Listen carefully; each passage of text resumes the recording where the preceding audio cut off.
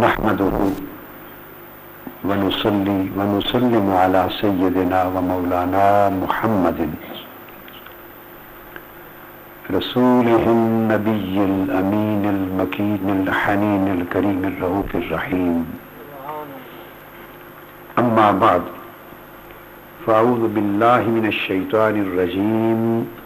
بسم الله الرحمن الرحيم. ولو أنهم إذ ظلموا أنفسهم جاءوك فاستغفروا الله واستغفر لهم الرسول لوجدوا الله توابا رحيما. صدق الله مولانا العظيم. وقال سيدنا رسول الله صلى الله تعالى عليه وآله وسلم وروى عنه أبو هريرة رضي الله تعالى عنه قال لا تشد الرحال إلا إلى ثلاثة مساجد: المسجد الحرام ومسجد الرسول ومسجد الأقصى، أو كما قال.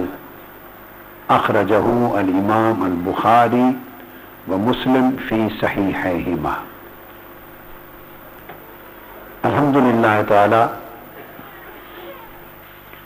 10 راتیں یا پچھلی 8-9 راتیں ہم نے اللہ کی باتیں کی، اللہ جل مجدہ کی باتیں کی. تو آج یہاں لندن کے مرکز پہ شاید آخری شب ہے اس سال کے اعتکاف کی، تو میں نے چاہا کہ آج کی رات اللہ کے حبیب کی باتیں کریں صلی اللہ تعالی علیہ وآلہ وسلم. تو اختتام اللہ کے حبیب کے تذکرے پر ہو. اور اس کی وجہ بھی یہ بنی کہ یہ کسی نے سوال کیا مجھ سے. میری پہلی نصیحت تو یہ ہے بیٹوں اور بیٹیوں سے، وہ جہاں بھی جس ملک میں بھی رہتے ہیں، کہ چونکہ اپنا علم پختہ نہیں ہوتا، یہ سب کے لیے نصیحت ہے. ان کے علم میں خود پختگی نہیں ہوتی. قرآن و سنت میں، کتب عقائد میں، کتب دلائل میں، کتب فقہ میں نہ ان کا مطالعہ ہوتا ہے، نہ انہیں کچھ بنیادی اور اساسی دلائل کا علم ہوتا ہے. سو بہتر ہے کہ وہ بد عقیدہ لوگوں کے ساتھ نہ مجلس رکھیں، نہ صحبت رکھیں، نہ ان کے ساتھ دینی مسائل اور عقائد پر بحث کریں. یہ ایک آپ کے عقیدہ اور ایمان کی حفاظت کا آسان نسخہ دے رہا ہوں. دیکھو نا، آپ ایکسپرٹ نہیں ہیں. جب دوسرے لوگ جن کو اسی کام کے لیے تیار کیا گیا ہے، صرف نوجوان نسل کی اور لوگوں کے سادہ لوگوں کی اور بچے بچیوں کی عقائد میں خرابی پیدا کرنے کے لیے جنہیں ٹرین کیا گیا ہے، تیار کیا گیا ہے، ان کو کچھ آیتیں رٹا دی جاتی ہیں، کچھ احادیث رٹا دی جاتی ہیں، اور ان کی مثال طوطے کی ایسی ہو جاتی ہے. ان کو نہ سیاق کی خبر، نہ سباق کی خبر، نہ انہوں نے کتب حدیث خود پڑھی، نہ اس کے شارحین کو پڑھا، نہ ائمہ حدیث کی تصریحات کو پڑھا، نہ اس کے معانی اور معارف سے آگاہ ہیں، نہ اصول سے، نہ فروع سے، نہ علوم سے، نہ فنون سے. وہ خود بھی پیدل ہوتے ہیں، یاد رکھ لیں. مگر ایک خاص ٹریننگ ہے انہیں کچھ آیات مطلب کی، جس سے اپنا مطلب نکال سکیں غلط تعبیر کے ذریعے. جو ائمہ تفسیر نے وہ معانی بیان نہیں کیے، جو 1300-1400 سال کی اسلامی تاریخ میں ائمہ نے جو معانی بیان نہیں کیے، محض ظاہر النص سے، آیات کے ظاہری الفاظ سے وہ معانی ان کو رٹا دیے جاتے ہیں، جو معانی دراصل 1400 سال کے ائمہ اور اکابر اسلام کے عقیدے کے تسلسل سے ہٹ کر ہوتے ہیں، مخالف ہوتے ہیں. رٹا دیتے ہیں آیتیں، وہ پھر بے جا ان کو پڑھتے ہیں، بے محل پڑھتے ہیں، اور احادیث چند ایک رٹا دی جاتی ہیں، اور آپ کو اتنا کچھ بھی رٹا ہوا نہیں آتا. یہ اہل سنت والجماعت کے گھرانوں میں، مدارس میں، ان کے علماء کے نظام میں بدقسمتی سے یہ بہت بڑی کمزوری ہے، اور میں مدت سے اس پر زور دے رہا ہوں کہ وہ اپنے بچوں اور بچیوں کو اتنا کچھ بھی نہیں یاد کراتے کہ کچھ آیتیں انہیں یاد کرا دیں، کچھ احادیث یاد کرا دیں، کچھ ایک دو کتابیں ان کو پڑھا دیں تاکہ کنسیپٹ کلیئر ہوں اور کوئی ان سے بات کرے تو جواب دے سکیں۔ ادھر یہ محنت نہیں ہے، بدقسمتی، سو آپ کی سلیٹ خالی ہوتی ہے۔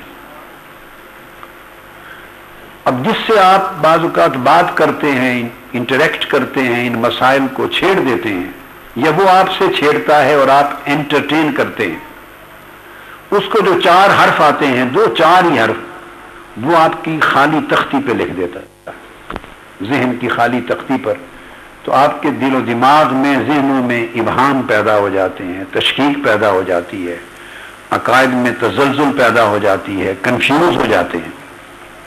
تو کیا فائدہ؟ اب بتائیے، ایسے لوگوں سے آپ کو بات کرنے سے کیا حاصل ہوا؟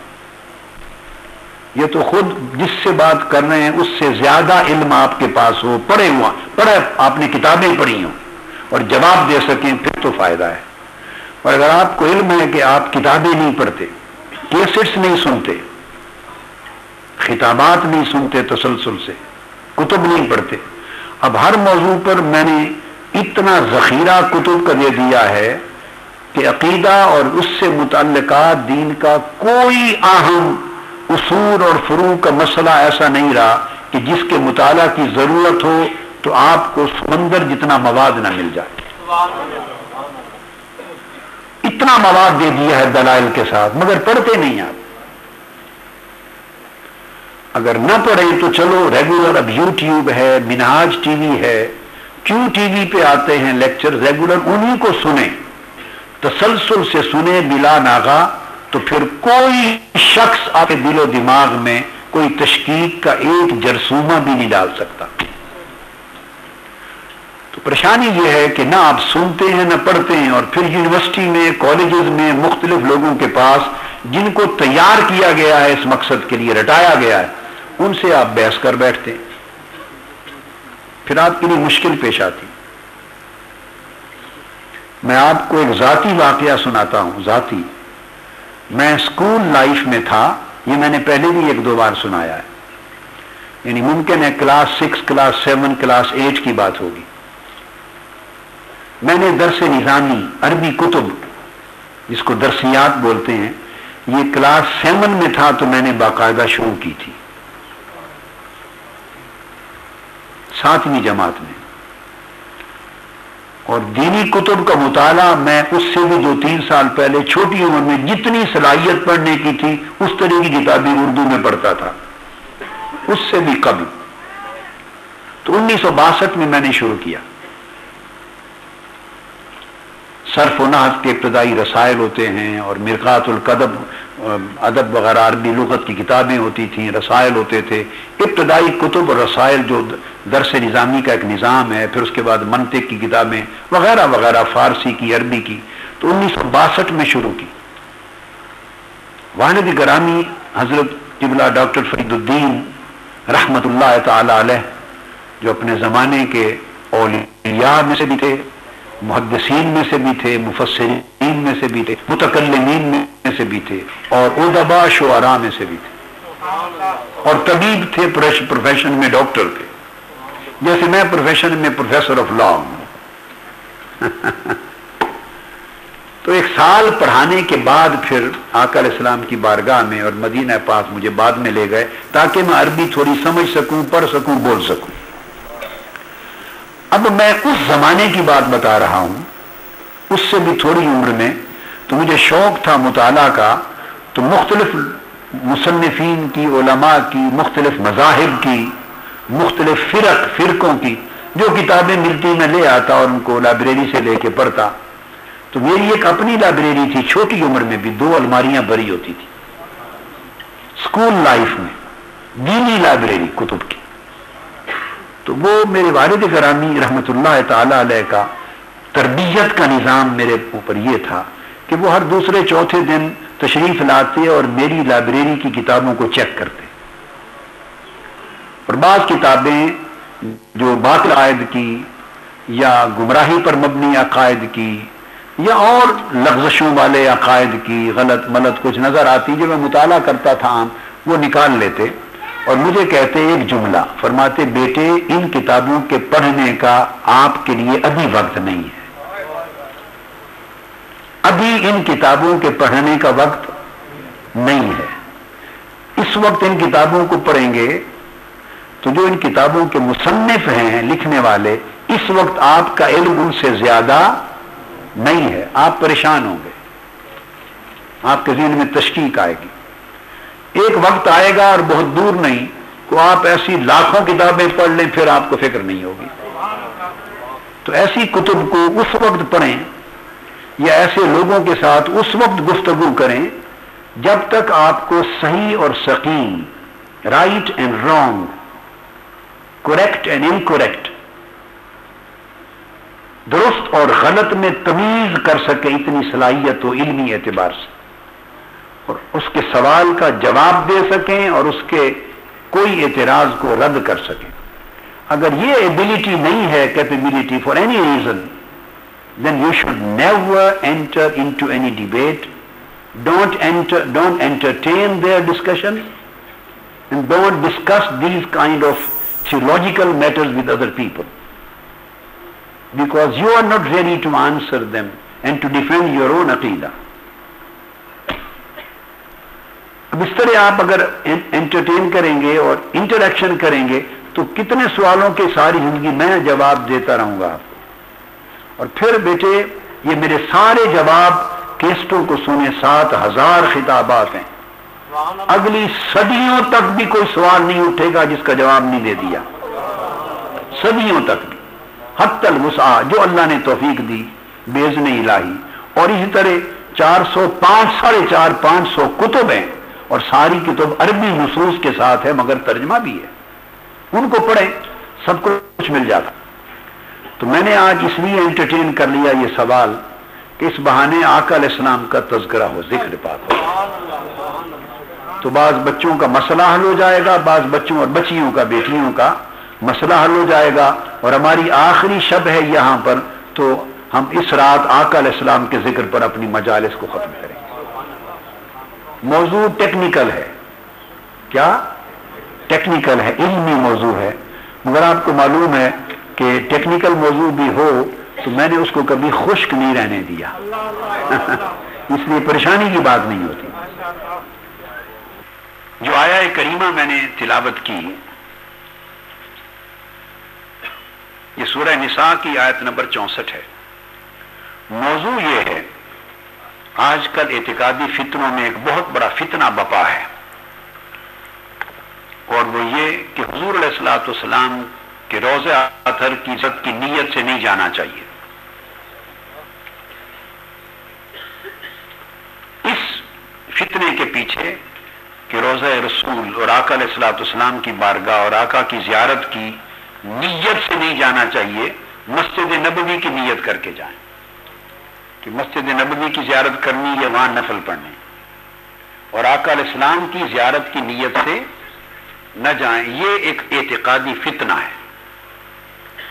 اب میں بات کو یہاں نقطہ کراتا ہوں اور پھر اس حدیث کی پہلے میں شرح کروں گا جس حدیث سے یہ غلط قسم کا معنی اخذ کیا گیا ہے۔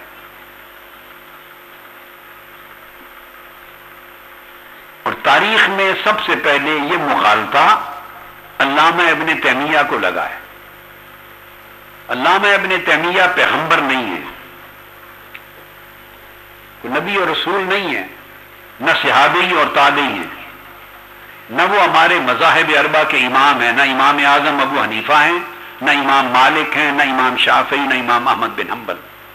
اس سطح پر کسی نے کوئی بات کہی ہوتی تو اس کا بڑا وزن تھا، ہم سر تسلیم خم کر لیتے۔ علامہ ابن تیمیہ بڑے علماء میں سے ہیں، مگر ان کے عقائد میں بہت سی چیزیں درست اور اچھی بھی ہیں، اور کئی چیزوں میں انہوں نے ٹھوکر بھی کھائی ہے، جس پر بہت سے علماء محدثین نے ان کے زمانے میں اور ماں بعد ان کی گرفت بھی کی ہے۔ جن مسائل میں ٹھوکر کھائی ہے ان میں سے ایک مسئلہ یہ ہے تو وہ سند نہیں ہے کہ سند قرآن و سنت ہے، سند قرآن اور حدیث ہے، اور پھر ائمہ کا، اولیاء کا اور محدثین کا، فقہاء کا اور مذاہب اربعہ کے ائمہ کا عمل ہے۔ اگر اکثریت ائمہ کی، ائمہ اعلام کی اور مذاہب اربعہ کے اندر سب کا عمل اور علم اور عقیدہ اور فتویٰ ایک الگ ہو، ایک ہو، اور علامہ ابن تیمیہ یا کوئی چند ایک دو چار اور علماء مختلف بات کر دیں تو ان بات کی کوئی حجت اور وزن نہیں رہتا، کیونکہ وہ دین کے بانی نہیں ہیں، ایک رائے ہے ایک عالم کی، اور ان سے اور بڑے بڑے علماء ان سے پہلے اور ان کے بعد وہ ان سے اختلاف کرتے ہیں اور وہ امت کے سواد اعظم کے موقف کی تائید کرتے ہیں۔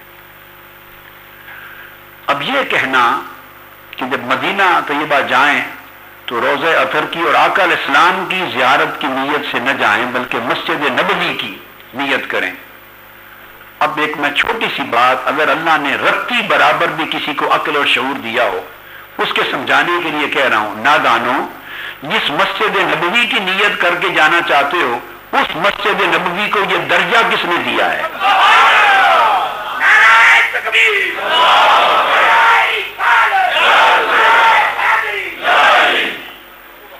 مسجدیں تو اور بھی بہت تھیں،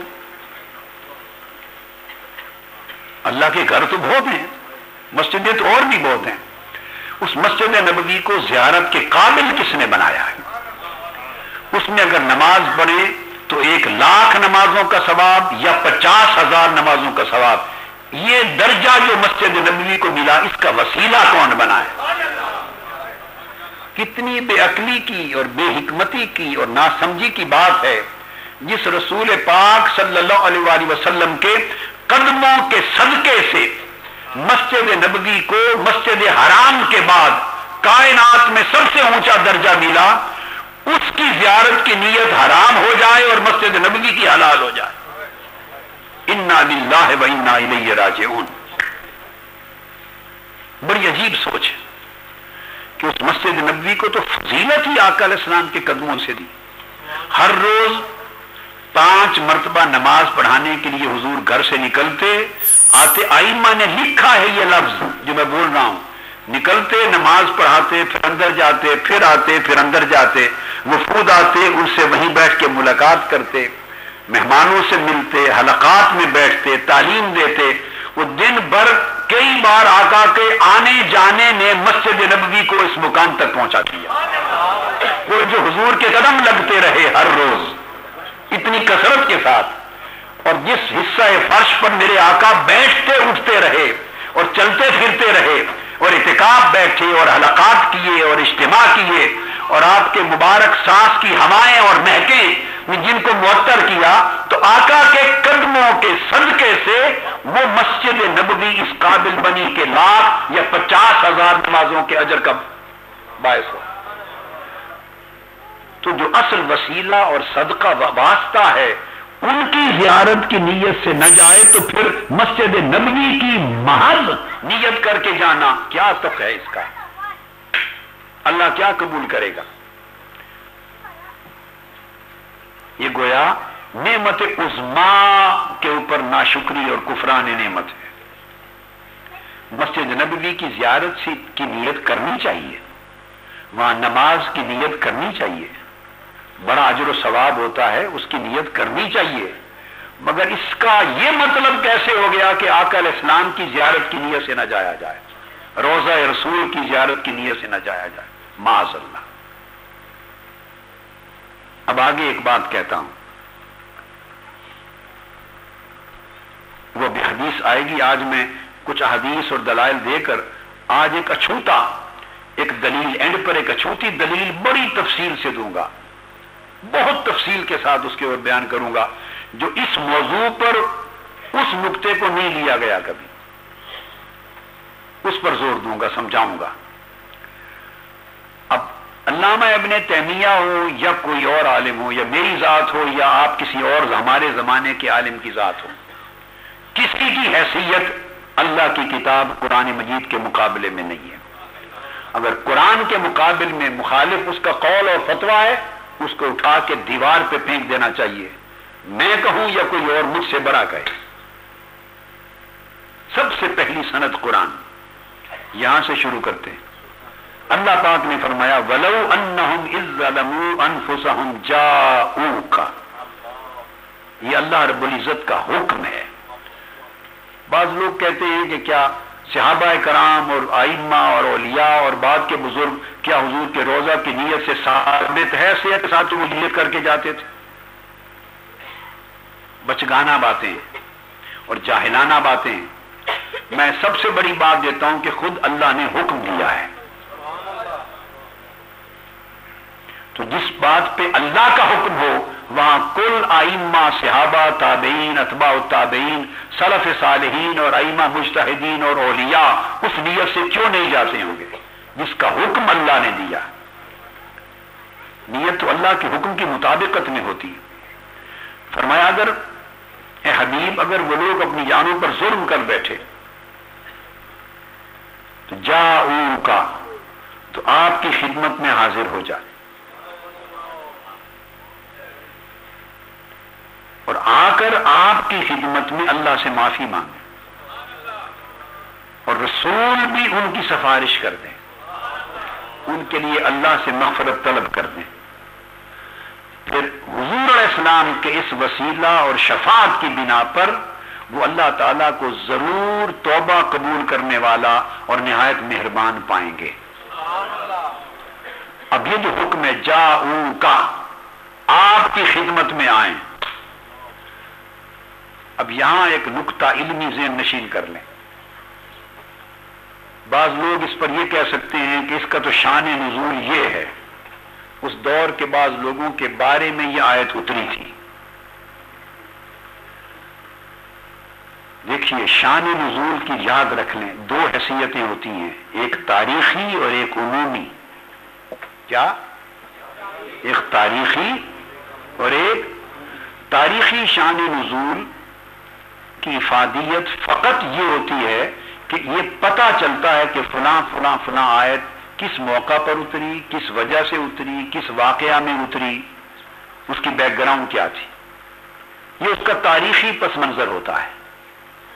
اور قرآن مجید کی سینکڑوں ہزاروں آیات کے اوپر اسباب نزول کی کتابیں لکھی ہوئی ہیں۔ امام واحدی نے اسباب النزول پہ لکھا ہے، امام سیوطی نے اسباب النزول پہ لکھا ہے، اور دیگر جمیع ائمہ تفسیر اپنی کتب میں امام ابن جریر سے لے کے حافظ ابن کثیر تک اور امام قرطبی سے لے کے امام جلال الدین سیوطی تک سب ائمہ مختلف آیتوں کا شان نزول لکھتے ہیں کہ یہ آیت اس موقع پر اتری، اس پس منظر میں اتری، کبھی کوئی سوال کرتا اس کے جواب میں آیت اترتی، کبھی کوئی مسئلہ درپیش ہوتا اس کے جواب میں آیت اترتی، کبھی صحابہ کرام کے لیے کوئی ایک واقعہ رونما ہوتا اور اس کے اوپر ایک سوال ذہنوں میں اٹھتا تو اس کی تسلی کے لیے اور رہنمائی کے لیے اٹھتی۔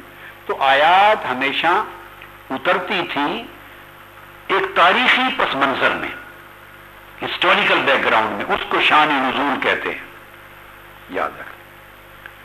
اب اس کا ایک دوسرا ایسپیکٹ ہے عمومی، ان آیتوں کے اطلاق کا۔ اگر اس آیت کریمہ کے معنی اور مفہوم اور مراد کو اور اس کے حکم کو صرف اسی تاریخی شان نزول والے واقعہ کے ساتھ محصور اور پابند کر دیا جائے تو سینکڑوں آیتیں اور ہزاروں آیتیں قرآن مجید کی آج اور قیامت تک پوری امت کے زمانوں کے لیے لا تعلق اور بے مقصد رہ جاتی۔ پھر وہ امت کے لیے، چونکہ وہ تو خاص واقعے کے لیے اتری تھی، اگر کوئی یہ کہے کہ اس آیت کا شان نزول تو یہ ہے، یہ اس موقع پر ان کے لیے اتری تھی، اس کا مطلب ہے ہمارے لیے آیت irrelevant ہو گئی۔ تو قرآن کی وہ آیت صحابہ کرام یا اس دور کے ان لوگوں کے لیے جو منافقین بھی تھے یا صحابہ تھے یا کچھ لوگ متزلزل ہوتے تھے یا کوئی غلطی اور گناہ کر بیٹھتے تھے، اس وقت اگر اس آیت کریمہ کا مقصد صرف ان کے ایشو کو ایڈریس کرنا تھا تو اس کا مطلب ہے کہ اب ان کو ایڈریس ہو گیا، وہ تو زمانہ گزر گیا، آقا علیہ السلام کے وصال کے ساتھ وہ سارے لوگ فوت ہو گئے، اب 1500 سال سے اس آیت کا امت کے ساتھ کوئی تعلق نہیں ہے، اور قیامت تک یہ آیت گویا امت کے ساتھ irrelevant ہو گئی۔ استغفر اللہ، اگر اس اصول کو اپنا لیں شان نزول کے تاریخی پس منظر پر اگر آیت کے معنی، مفہوم اور حکم کو بند کر دیں تو قرآن مجید کی سینکڑوں ہزاروں آیتیں امت کے لیے رہنمائی کا چشمہ نہیں رہتی۔ آپ میری بات کو سمجھ گئے؟ اب میرے پاس وقت نہیں ہے کہ میں اس وقت تفسیر اور اصول تفسیر کی بات نہیں کر رہا، ورنہ میں آپ کو 10 15 20 آیات ایسی کوٹ کرتا جو مخصوص بڑے بڑے مخصوص حالات اور واقعات کے تناظر میں اتری تھی اور ایک خاص تاریخی پس منظر میں سچویشن میں اتری تھی۔ یہ خاص واقعہ رونما ہوا اور اس میں کچھ کوشچن ابھرے، ان کے جواب میں اتری تھی۔ میں کئی آیات آپ کو بیان کرتا، آپ تفاسیر کو پڑھیں، آپ کو پتہ چل جائے گا۔ اتری تھی تو وہ واقعات تو ختم ہو گئے، وہ لوگ بھی چلے گئے، اب وہ سچویشن بھی نہ رہی، تو اس کا مطلب ہے ایسی ساری آیتیں پوری امت پر ان کے حکم کا اطلاق نہیں ہوگا اور معاذ اللہ وہ برکت کے لیے پڑھی جائیں گی، ان کے حکم کا اجراء امت میں نہیں ہوگا۔ اگر یہ تصور ڈیولپ ہو جائے تو یہ قرآن مجید کے ساتھ کفر ہوگا کہ قرآن مجید کی آیتوں کو irrelevant کر دینا، قرآن مجید کی سینکڑوں ہزاروں آیتوں کو امت کے لیے ٹوٹلی لا تعلق کر دینا۔ لہذا یہ بہت بڑی گمراہی ہے۔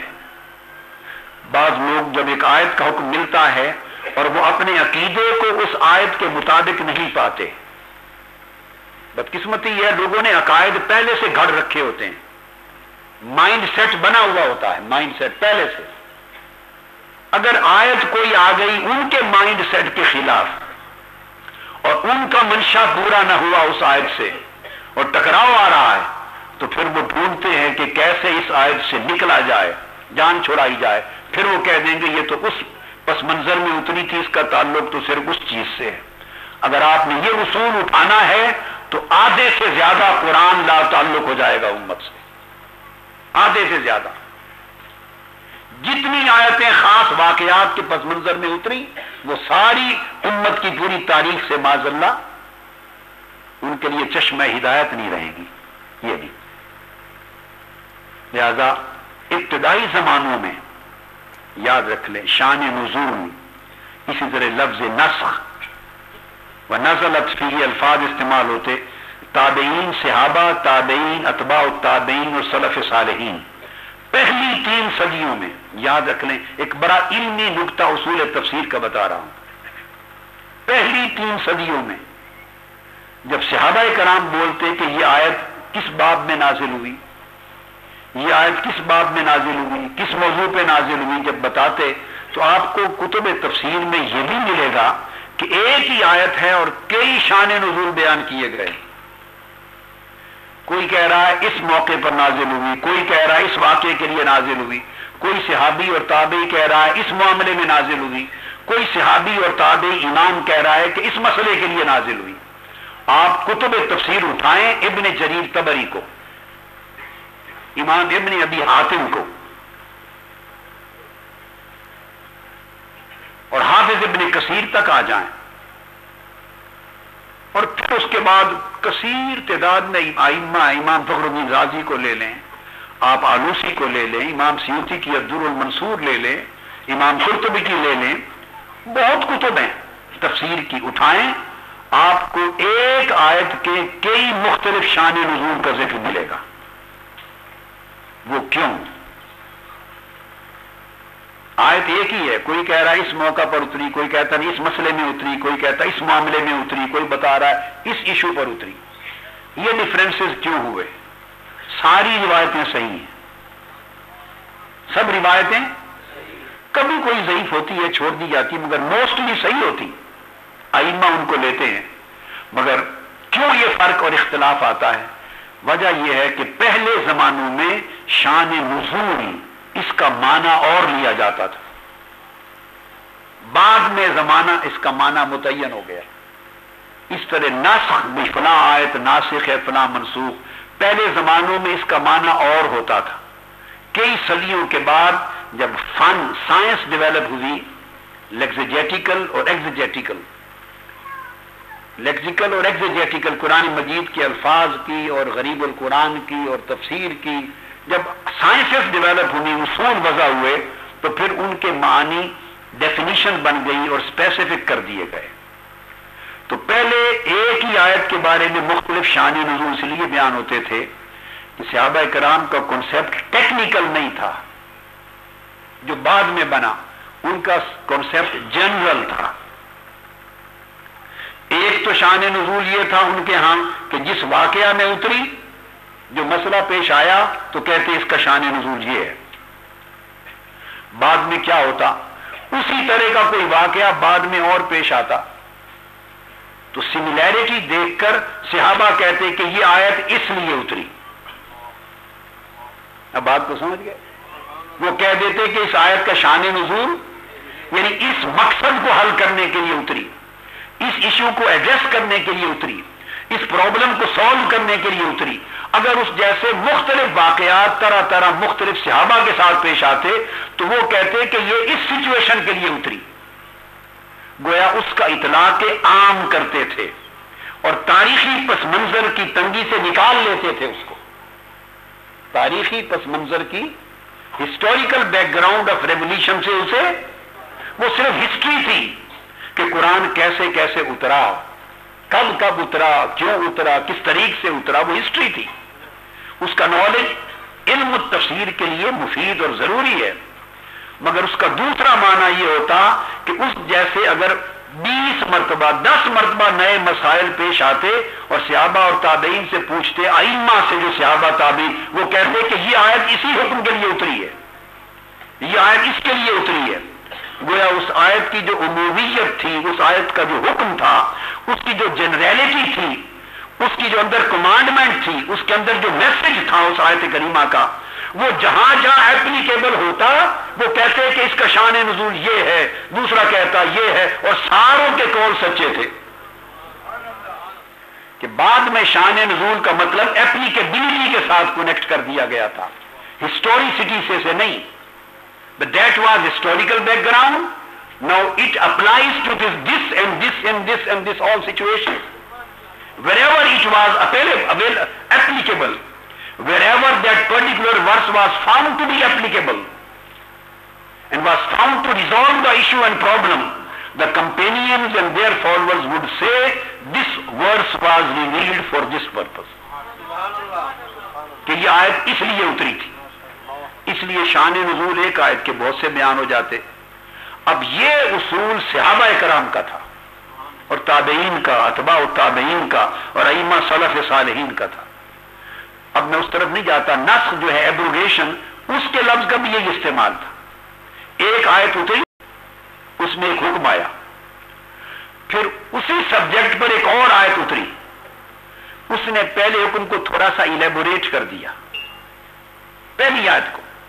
تو صحابہ تابعین اور سلف صالحین کہتے تھے کہ پچھلی آیت نے پہلی کو منسوخ کیا.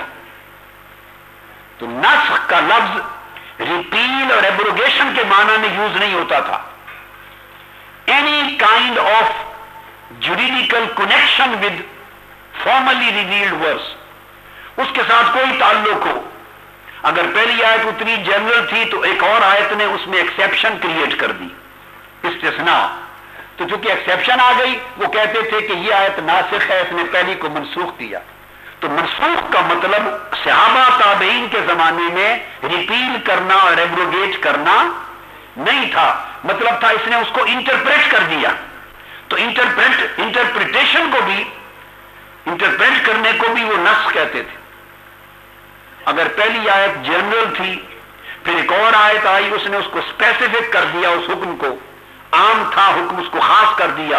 تو تخصیص العام، اسپیسیفیکیشن آف جنرل، اس کو بھی کہتے کہ اس آیت نے منسوخ کر دیا اس کو، حالانکہ وہ اسپیسیفائی کر رہی ہے ایک جنرل آرڈر کو. ایک آیت اتری، اس کا حکم ایبسولوٹ ہے، مطلق ہے. ایک اور آیت آئی، اس نے اس کو کوالیفائی کر دیا، مقید کر دیا، تقیید مطلق. تو صحابہ تابعین اور سلف صالحین کہتے ہیں کہ اس دوسری آیت نے پہلی کو منسوخ کر دیا. اب آپ سمجھے میری بات؟ تو پہلے زمانے میں ابتدائی صدیوں میں ٹرمز کے معنی اور تھے، بعد میں معنی اور ہو گئے جب سائنس ڈیولپ ہو گئی. اب لہذا تو صحابہ کرام پہلے شان نزول کا معنی اور تابعین یہ لیتے تھے کہ ایک تاریخی شان نزول ہے اور ایک اطلاقی شان نزول ہے، ایک اس کا تنزیلی اور تاریخی ہے، ایک اس کا انطباقی ہے، اس کا عملی شان نزول ہے۔ جس جس سچویشن پر اس آیت کا اطلاق ہو، امپلیمنٹیشن ہو، جس سچویشن کو وہ آیت ایڈریس کرے، وہ حکم جس سچویشن کے ساتھ ریلیونٹ ہو، وہ ساری سچویشن اس کی شان نزول بن جاتی ہے۔ لہذا ایک تو تاریخی شان نزول تھا جو اس وقت کے واقعہ کو قرآن مجید نے ایڈریس کیا، ورنہ اللہ کے بندو غزوہ بدر کے حوالے سے جو آیتیں اتری، وہ غزوہ بدر تو ہو چکا، پھر وہ ساری آیتیں آج ریلیونٹ کر دیں، اس سے مزید کوئی اصول نہ لیا جائے، اس سے مزید کوئی رہنمائی نہ لی جائے، جو پوری صورت غزوہ بدر کے ریفرنس میں اتری ہے۔ آپ سمجھے نا میری بات کو؟ اب سب اٹھا کے باہر نکال دیں گے، کہیں گے یہ تو غزوہ بدر کے لیے اتری تھی، تو اب غزوہ بدر تو نہیں ہے، لہذا وہ سارا حصہ نکل گیا۔ اور قرآن مجید کی وہ 20 سینکڑوں آیتیں جو غزوہ احد کے لیے اتری تھی، اب آپ آج کہہ دیں کہ وہ تو غزوہ احد کے لیے تھی، آج غزوہ احد نہیں، سب وہ آیتیں بھی نکل گئیں، ریلیونٹ نہ رہیں۔ جو غزوہ خندق کے لیے اتری تھی، کہیں گے اب وہ اس موقع کے لیے تھی، آج ریلیونٹ نہ رہیں۔ جو فتح مکہ کے لیے اتری، آپ کہیں گے پھر تو اس واقعہ سے ریلیٹڈ ہے، آج ریلیونٹ نہ رہی۔ جو صلح حدیبیہ سے کے متعلق تھی، کہہ دیں ریلیونٹ نہیں۔ آپ کو میری بات سمجھ آ رہی؟ اللہ کے بندو، یہ سارے مواقع، تاریخی واقعات ان آیتوں کا ہسٹوریکل پس منظر تھا، کس طرح آیتیں اتر رہی تھیں، لیکن وہ ہسٹوریکل پس منظر شان نزول کا مطلب یہ ہرگز نہیں تھا کہ آیتیں پھر انہی واقعات میں بند ہو جائیں گی اور آنے والی سینچریز میں وہ ریلیونٹ نہیں رہیں گی، یوزفل نہیں رہیں گی، اپلیکیبل نہیں رہیں گی۔ نہیں، اتری اس سچویشن میں، مگر قیامت تک اس آیتوں میں جو حکم آ گیا، اس حکم کا فائدہ پوری امت کو ملتا رہے گا۔ اتری کسی بھی واقعہ کے حوالے سے شان نزول، مگر قیامت تک امت میں اس میں جو ہدایت آ گئی وہ قیامت تک امت کو ملتی رہے گی، امت اس کی پابند رہے گی۔ اس طرح قرآن مجید جو ہے وہ پرپیچول رہتی ہے، اس کی ہدایت پرماننٹ رہتی ہے، کنٹینیوس رہتی ہے اس کی ہدایت، ایور لاسٹنگ رہتی ہے اس کی ہدایت قیامت تک، اور قرآن زندہ رہتا ہے، ادروائز تاریخ کی کتاب بن جائے گا قرآن۔ کیا؟ تاریخ کی کتاب، ہسٹری کی بک بن جائے گا کہ فلاں فلاں واقعات کے بیان ہوئے، that's it. Now all these surahs and chapters and verses may be thousands out of Quran, Holy Quran, now they are not practically relevant in with our life. تو یہ کفر بن جائے گا، اس گمراہی سے بچنا چاہیے۔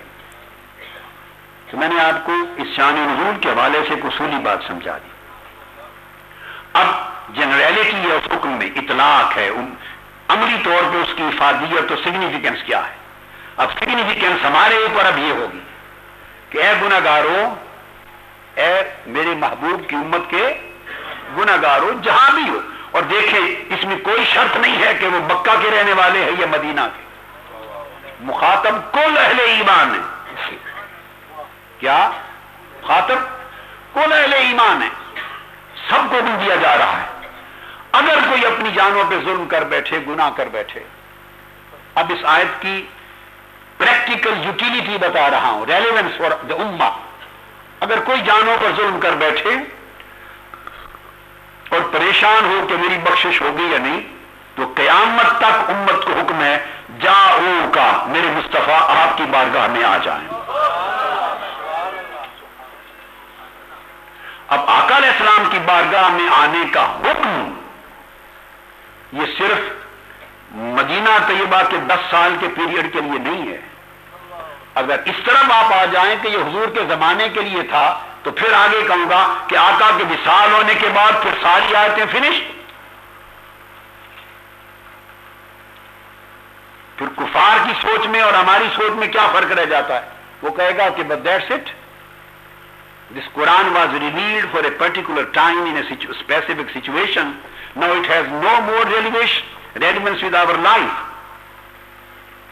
یہ پوری جو آیتیں قرآن مجید کی آئی ہیں، سورہ جو میں آپ کو النساء کی بتا رہا ہوں، یہ سارا بیان مومنین کے لیے آ رہا ہے۔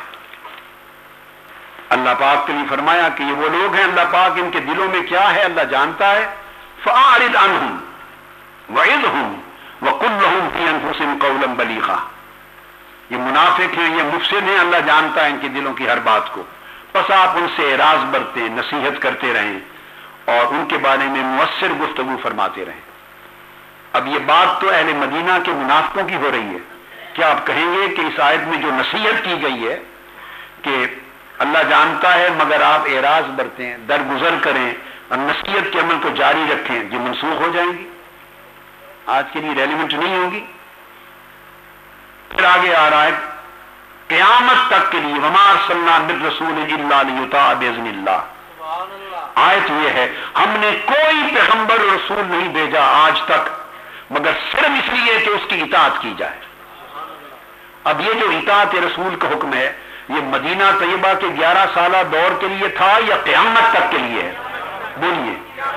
لیطاع باذن اللہ، رسول اس لیے آئے ہیں کہ ان کے لیے اوبیڈینس اور سبمیشن ہو، اطاعت کی جائے، تو ایور لاسٹنگ کمانڈمنٹ ہے نا قیامت تک۔ اب یہ ایک ہی آیت ہے، اسی ایک آیت میں اطاعت رسول کا دائمی ہونا قیامت تک فرما کر اب اسی آیت کا حصہ ہے، آیت بھی نہیں بدلی۔ وَلَوْ أَنَّهُمْ إِذْ ظَلَمُوا أَنفُسَهُمْ جَاءُوكَ، اگر اپنی جانوں پر ظلم کر بیٹھے تو حبیب پھر وہ آپ کی خدمت میں آ جائیں اور آپ کی خدمت میں آ کر اللہ سے معافی مانگیں اور آپ ان کی سفارش کر دیں۔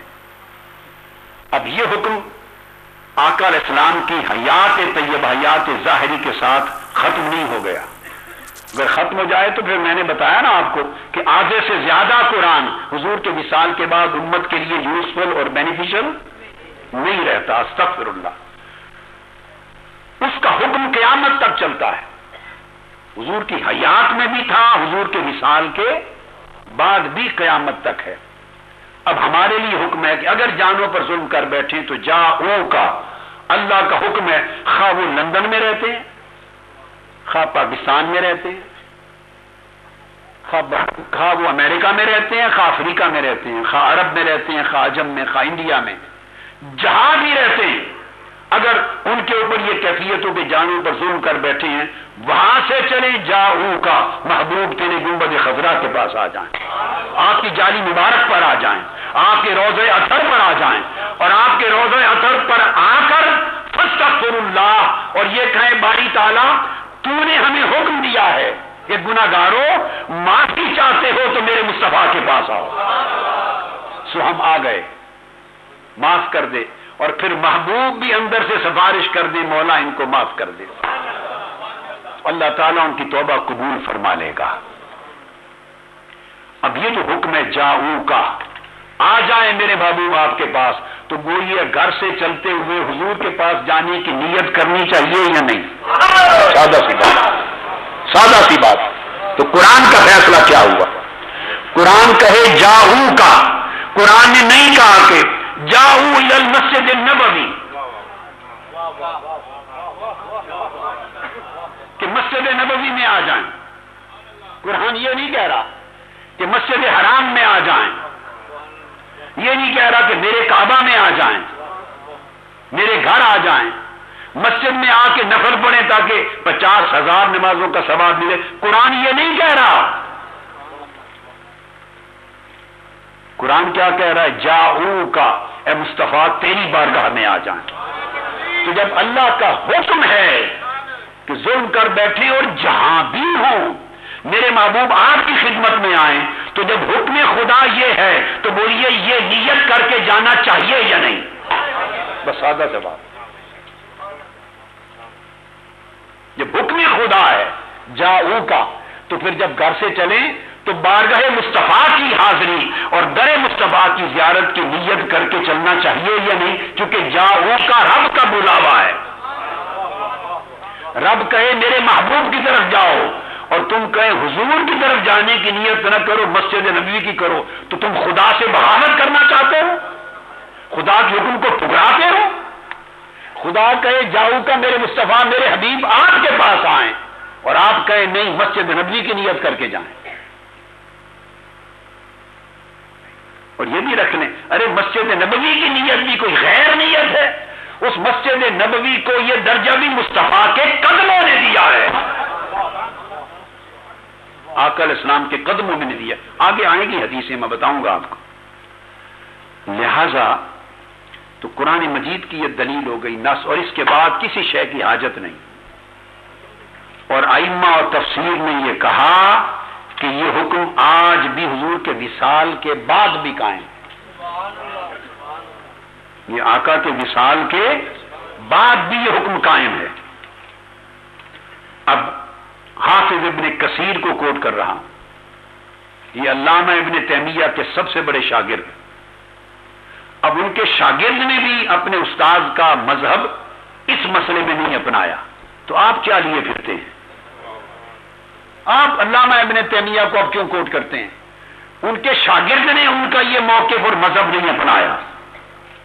آپ حافظ ابن کثیر سے بڑے لوئل تو نہیں ہے نا علامہ ابن تیمیہ کے، ان سے بڑے وفادار تو نہیں. اب حافظ ابن کثیر تفسیر ابن کثیر میں اس آیت کے تحت جو میں نے پڑھی، آیت سورہ نساء verse number 64 and chapter number 4، اس میں امام ابن کثیر لکھتے ہیں اس آیت کی تفسیر میں یرشد اللہ تعالی العصاة والمذنبین اذا وقع منهم الخطأ والعصیان ان یأتوا الى الرسول ویستغفر اللہ عنده ویسألوه ان یستغفر لهم فإنهم اذا فعلوا ذلك تاب اللہ علیہم. یہ حافظ ابن کثیر نے لکھا ہے، یہ میری تفسیر نہیں ہے. ابن تیمیہ کے فتویٰ کو لیے پھرتے ہیں، چاٹتے پھرتے ہیں. علامہ ابن تیمیہ بہت بڑے عالم ہیں، مگر غلطیاں بھی ہوتی ہیں عالموں سے، خطائیں بھی ہوتی ہیں، یہ کیا بات ہے؟ اب حافظ ابن کثیر نے لکھا کہ اس آیت میں اللہ تعالی گناہگاروں کو حکم دے رہا ہے، پوری امت کے گناہگاروں کو، عصاة و مذنبین کو، معصیت کاروں اور گناہگاروں کو حکم دے رہا ہے، ہدایت فرما رہا ہے کہ اگر ان سے خطا ہو جائے، اگر ان سے گناہ سرزد ہو جائیں تو ان یاتوا الی الرسول، وہ جہاں بھی ہیں رسول پاک کے پاس آئیں. حکم تو یہ ہے کہ رسول پاک کے پاس آئیں تاکہ معافی ملے، اور نیت رسول پاک کے پاس جانے کی نہ کریں. تو بخشش اس ملا نے دلوانی ہے آپ کو، جس ملا نے عقیدہ خراب کیا آپ کا. میری بات سمجھیں، جو دو چار کچی پکی روٹیاں پڑے ہوئے ملا، جس کو دو چار لفظ رٹے گئے، اس نے بخشش لے کے دینی ہے. ارے اللہ تو کہتا ہے آ کے میرے محبوب کے پاس معافی مانگو اور بخشش مصطفیٰ لے کر دے گا، ملا نہیں لے کر دے گا. ملا نے تو اللہ کے بتائے ہوئے راہ سے ہی ہٹا دیا آپ کو. اللہ نے کہا تھا کہ جاؤ کا میرے حبیب کے پاس جاؤ. آپ داخل ہوئے مسجد باب جبریل میں، دو راستے، مسجد نبوی بھی ہے اور دور رسول بھی ہے. اللہ نے کہا تھا جاؤ کا نہیں، روزے پر جاؤ، اور ملا نے کہہ دیا ادھر نہیں ادھر مسجد نبوی میں جاؤ، اسی کی نیت سے جاؤ. یہی یہ جو فکر ہے قرآن کا باغی بن گیا. اور علامہ ابن کثیر کہتے ہیں کہ پھر رسول پاک صلی اللہ علیہ وسلم پر آ جائے، حکم عمومی ہے قیامت تک پوری امت کے لیے. پھر آ کر اندہ حضور کی بارگاہ میں آ کر پھر معافی مانگیں اللہ سے، وَيَسْأَلُوا، پھر حضور سے سوال کریں. یہ جو کہتے ہیں نا حضور کی زیارت کی نیت سے نہیں جانا چاہیے، وہ ایک زیارت سے نہیں روکتے، وہ آقا کی بارگاہ میں سوال کرنے سے روکتے ہیں، حضور کے توسل سے روکتے ہیں، آقا کی شفاعت سے روکتے ہیں، بڑی نعمتوں سے روکتے ہیں. یہ ایک بہانہ، ایک ٹائٹل ہے. تو یسألوہ ابن کثیر لکھتے ہیں پھر حضور سے مانگے، سوال کرے، درخواست کرے کہ آقا آپ میری شفاعت کر دیں، سفارش کر دیں. آگے کہتے ہیں فَإِنَّهُمْ إِذَا فَعَلُوا ذَلِكَ، جب حضور کی بارگاہ میں آ کے یہ کام کریں گے تو پھر اللہ پاک ان کی توبہ قبول کر لے گا. سبحان اللہ، نعرہ تکبیر، اللہ اکبر، نعرہ تکبیر، اللہ اکبر.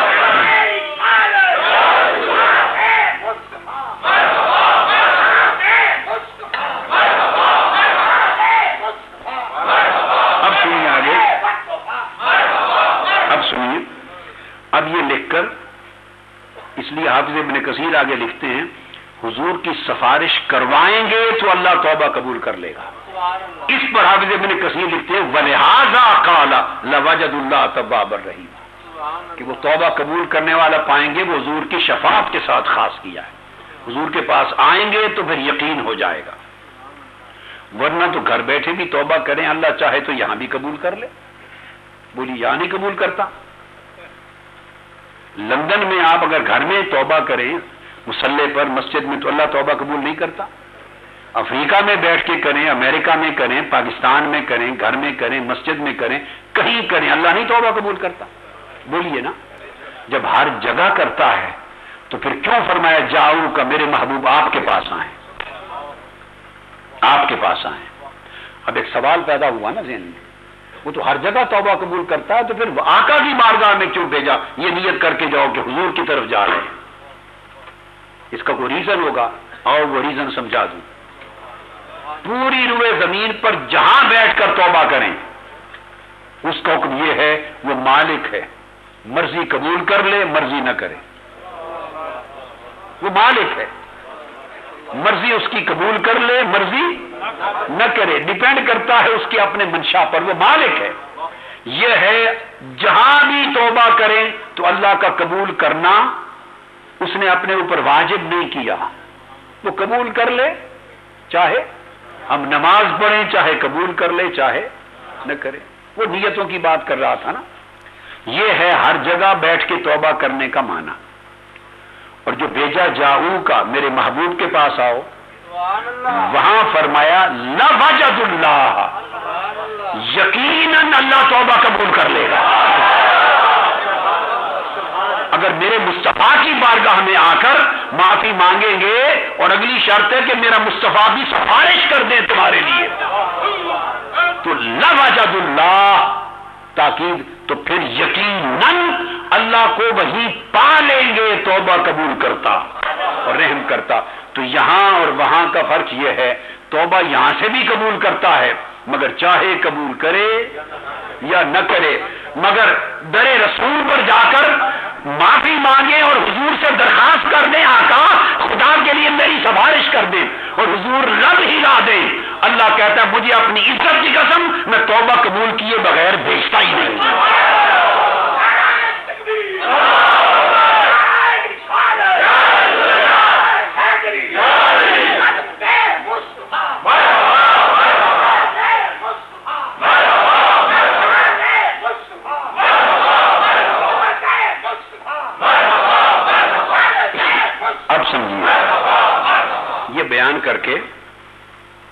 یہ بیان کر کے اس کے بعد علامہ حافظ ابن کثیر نے لکھا ہے وقد ذاکر جماعت منہم، بہت سے علماء کی ایک جماعت نے پھر اس آیت کے تحت کہ حضور کی بارگاہ میں حاضری کی نیت کر کے جائے تاکہ وہاں معافی مانگیں اور حضور کی شفاعت ملے، جاؤ کا کے تحت فرماتے ہیں کہ بڑے بڑے ائمہ اور علماء کی ایک جماعت نے یہ واقعہ لکھا ہے.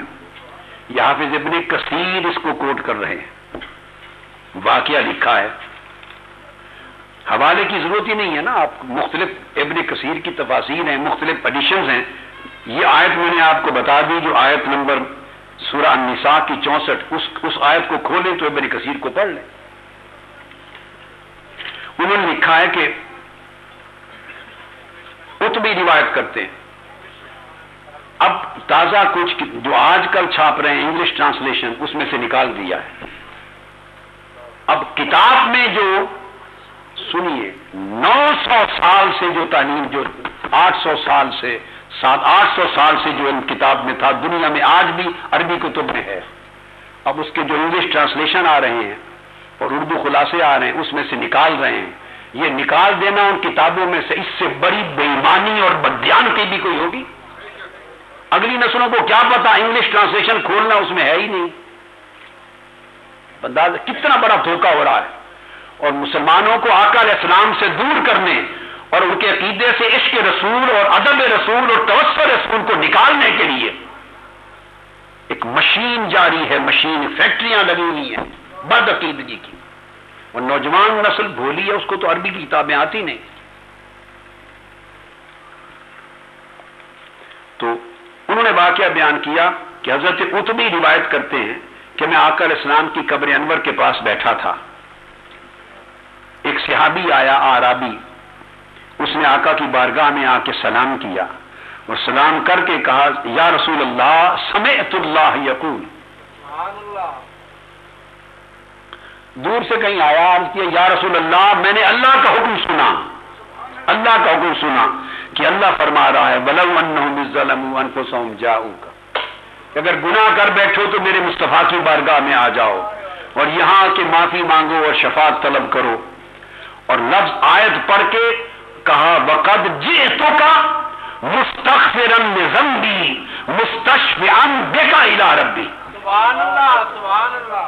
اب یہ نیت اور کس کو کہتے ہیں؟ یا رسول اللہ میں آپ کے پاس آیا ہوں۔ اس صحابی نے مسجد نبوی میں جا کے نفل پڑھ کے یہ دعا نہیں کی، مسجد نبوی کے سین میں نفل پڑھ کے وہاں یہ دعا نہیں کی۔ حضرت عتبی فرماتے ہیں کہ روضہ رسول پر آیا قبر انور کے سامنے اور کہا کہ میں نے اللہ کا حکم سنا کہ میرے محبوب کے پاس آ جاؤ، اگر ظلم کر بیٹھے معافی چاہتے ہو تو میں حکم خدا سن کر آیا ہوں آپ کے پاس، اور آگے وَقَدْ جِئْتُكَ آپ کی بارگاہ میں آیا ہوں اپنے گناہوں کی معافی طلب کرنے کے لیے اور اللہ کی بارگاہ میں آپ کی شفاعت لینے کے لیے۔ اس کے بعد پھر اس نے شعر پڑھے، پھر اس نے شعر پڑھے۔ اب لطف کی بات یہ ہے 1400 سال سے یہ شعر حضور کے روضہ اطہر پر جالی کے اندر آج تک لکھے ہوئے،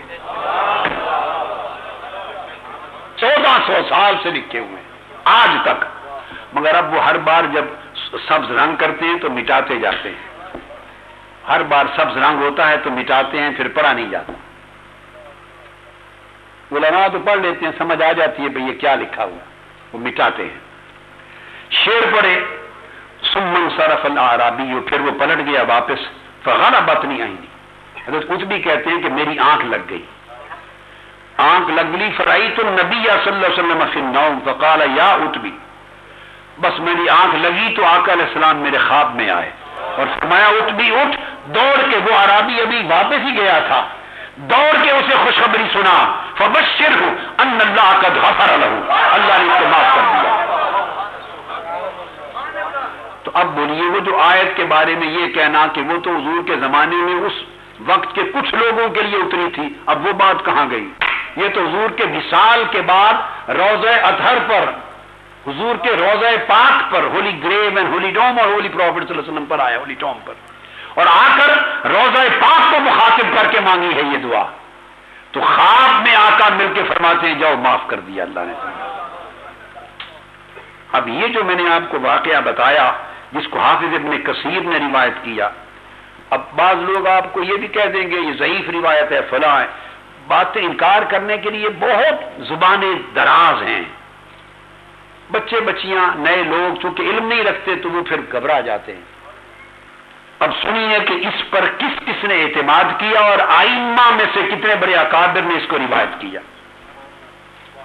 ایک لکھتا، دو لکھتا، تین آدمی لکھتے، چار لکھتے، اور اگر یہ ضعیف ہوتی اور یہ قابل قبول نہ ہوتی پھر وہ رد کر دیتے، وہ کہہ دیتے کہ یہ جائز نہیں ہے، رد کر دیتے۔ نہیں، اس کو ابن کثیر نے تفسیر میں لکھا، امام بیہقی نے اپنی کتاب شعب الایمان میں روایت کیا اس واقعے حدیث میں، امام ابن قدامہ الحنبلی امام احمد بن حنبل کے مذہب میں انہوں نے المغنی میں روایت کیا، اور مذہب شافعی، یہ حنبلی مذہب تھا، اور مذہب شافعی کے امام نووی انہوں نے کتاب الاذکار میں لکھا۔ یہ کتاب الاذکار وہ ہے جو صبح و شام سعودی عرب میں، شام میں، مصر میں، گلف سٹیٹ کی تمام مساجد میں وہ ائمہ پڑھاتے ہیں، حرمین شریفین میں، مسجد نبوی، حرم کعبہ میں علماء اس کے درس دیتے ہیں، کتاب الاذکار، یہ وہ امام نووی انہوں نے لکھا۔ امام سبکی نے شفاء السقام میں لکھا، امام قسطلانی نے المواہب الدنیا میں لکھا، امام مقریزی نے امتاع الاسماء میں لکھا، امام سیوطی نے الحاوی الفتاوی میں لکھا، امام ابن حجر نے الجوہر المنظم میں لکھا، امام زرقانی نے شرح المواہب میں لکھا، امام سبودی نے وفاء الوفا میں لکھا، حتیٰ کہ امام قرطبی سمیت بے شمار ائمہ تفسیر نے اپنی تفسیر الجامع لاحکام القرآن میں لکھا۔ امام قرطبی المالکی، مالکی، انہوں نے بھی بیان کیا، اور انہوں نے ایک اور واقعہ لکھا، امام قرطبی نے اور واقعہ لکھا، فرمایا کہ ابو صادق روایت کرتے ہیں حضرت علی شیر خدا سے، کہتے ہیں کہ آقا علیہ السلام کا وصال ہو گیا اور ہم دفن کر چکے، 3 دن گزر گئے تھے حضور کی تدفین کو، وصال کو اور تدفین کو۔ حضرت مولا علی اور مرتضیٰ روایت کرتے ہیں، اور امام قرطبی نے اسی آیت کے تحت تفسیر القرطبی میں بیان کی، الجامع لاحکام القرآن، فرماتے ہیں کہ جب تدفین کو 3 دن ہو گئے تو ہم بیٹھے تھے، تو ایک صحابی آیا دور سے آرابی، اور اس نے آ کے جب آقا علیہ السلام کی قبر انور دیکھی تو اپنے آپ کو دھڑام حضور کی قبر انور پر گرا دیا۔ یہ اس نیت سے آنا صرف سیدنا بلال کا واقعہ نہیں ہے، یہ ساری تاریخ صحابہ تابعین اور امت کی بھری پڑی ہے۔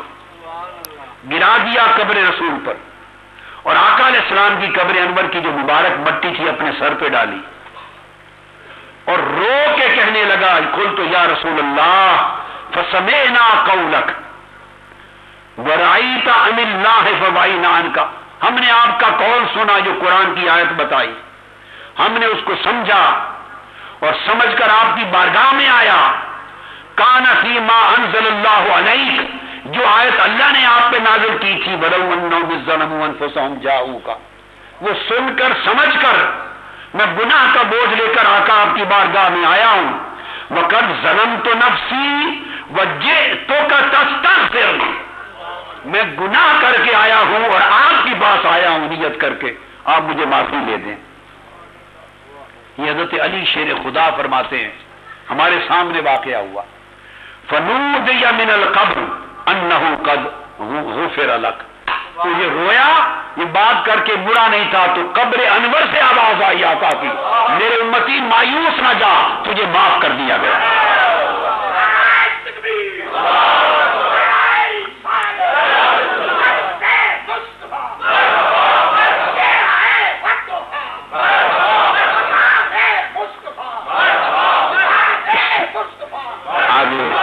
ایک تو میں نے امام نووی کی بات حضرت عتبی کی روایت کتاب الاذکار کی، پھر امام نووی ان کی معروف کتاب جو فقہ میں الایذار 6 باب میں بھی دوبارہ لائے ہیں، وہ اس کو صفحہ 254 255 پر، امام ابن قدامہ المغنی کے علاوہ الشرح الکبیر میں بھی اس کو روایت کر رہے ہیں، اور امام منصور بن یونس البحوتی اپنی کتاب کشاف القناع میں روایت کر رہے ہیں، مذہب حنبلی کی مضبوط کتاب، اور اس طرح مالکیہ کی کتابیں، مذاہب اربع، 4 مذاہب کے ائمہ نے بغیر تردید کے اس کو رد کیے، بغیر ان واقعات کو اس آیت کے تحت لکھا کہ حضور کی بارگاہ کی اس نیت کے ساتھ حاضر ہوتے۔ سبحان اللہ، سبحان اللہ۔